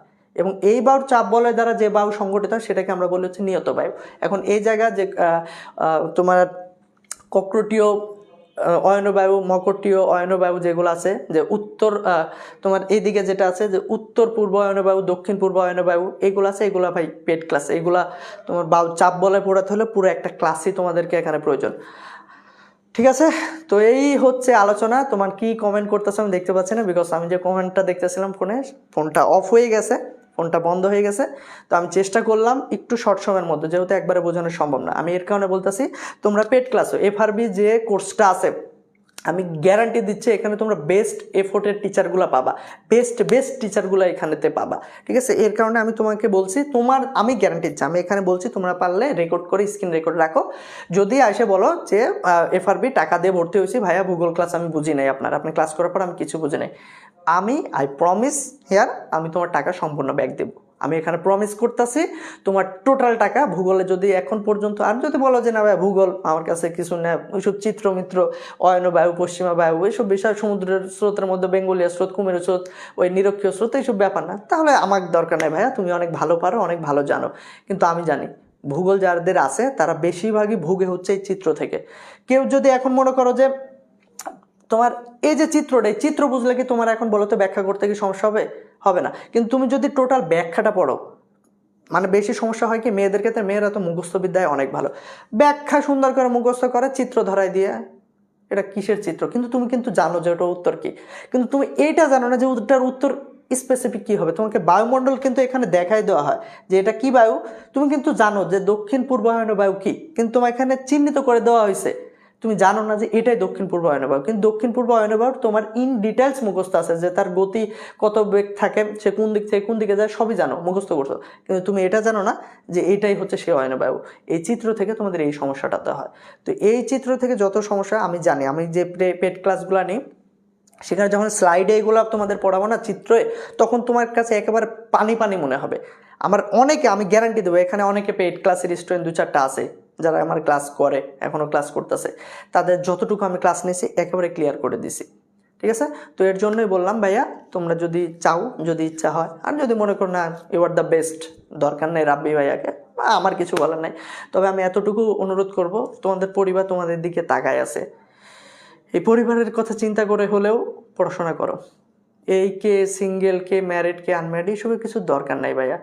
নিজে ভালো জায়গায় যাও, তোমাকে খুঁজে নেবে, তোমাকে সবাই খুঁজে নেবে, এই চিন্তা করার দরকার নেই। তো অবশ্যই ভালো করে পড়াশোনা করবা, পরিবারের মুখ উজ্জ্বল করবা এবং নিজেকে একটা ভালো জায়গায় নিয়ে যাবা, এতটুকু প্রত্যাশা সবার জন্য রাখি। আজকে ক্লাস এতটুকুই, সামনের দিন 3rd অধ্যায় আলোচনা হবে। তোমরা যতই বলো যে ভাইয়া প্রথম অধ্যায়ের এই অধ্যায় ওই অধ্যায় আলোচনা করাই দেন, আমাদের টার্গেট হচ্ছে তোমাকে 3য় পত্রে A+ পাইয়ে দেওয়ার জন্য, অর্থাৎ টেস্ট পরীক্ষা ভালো করে দেওয়ার জন্য। এর কারণে আমি আন্তরিকভাবে দুঃখিত। তোমাদের প্রথম পত্র যতই ছোট, আমি আজকে নিজের থেকে কিন্তু এগুলা তোমাদের যতটুকু মানে সমস্যার কথা বললাম আমি সলিউশন করে দিলাম। ঠিক আছে, তো এর কারণে তোমরা একটু চেষ্টা করবা নিজে ভালো পড়াশোনা করার জন্য। তো এতটুকুই তোমাদের জন্য আজকে আমার আর কি, ছোট মানুষের ছোট কথা। সবাই অনেক অনেক ভালো থাকো, আর অবশ্যই আমাদের জন্য দোয়া করবা, যারা টিচার প্যানেলে আছে তাদের জন্য দোয়া করবা, তোমার বনি ভাইয়ের জন্য দোয়া করবা, যাতে আমরা সুস্থ থাকি। আমরা সুস্থ থাকলে তো তোমাদেরকে ভালো ক্লাসগুলো আমরা উপহার দিতে পারবো। তো এর জন্যই সবার জন্য শুভকামনা এবং দীর্ঘায়ু কামনা করছি। সবাই অনেক ভালো থেকো।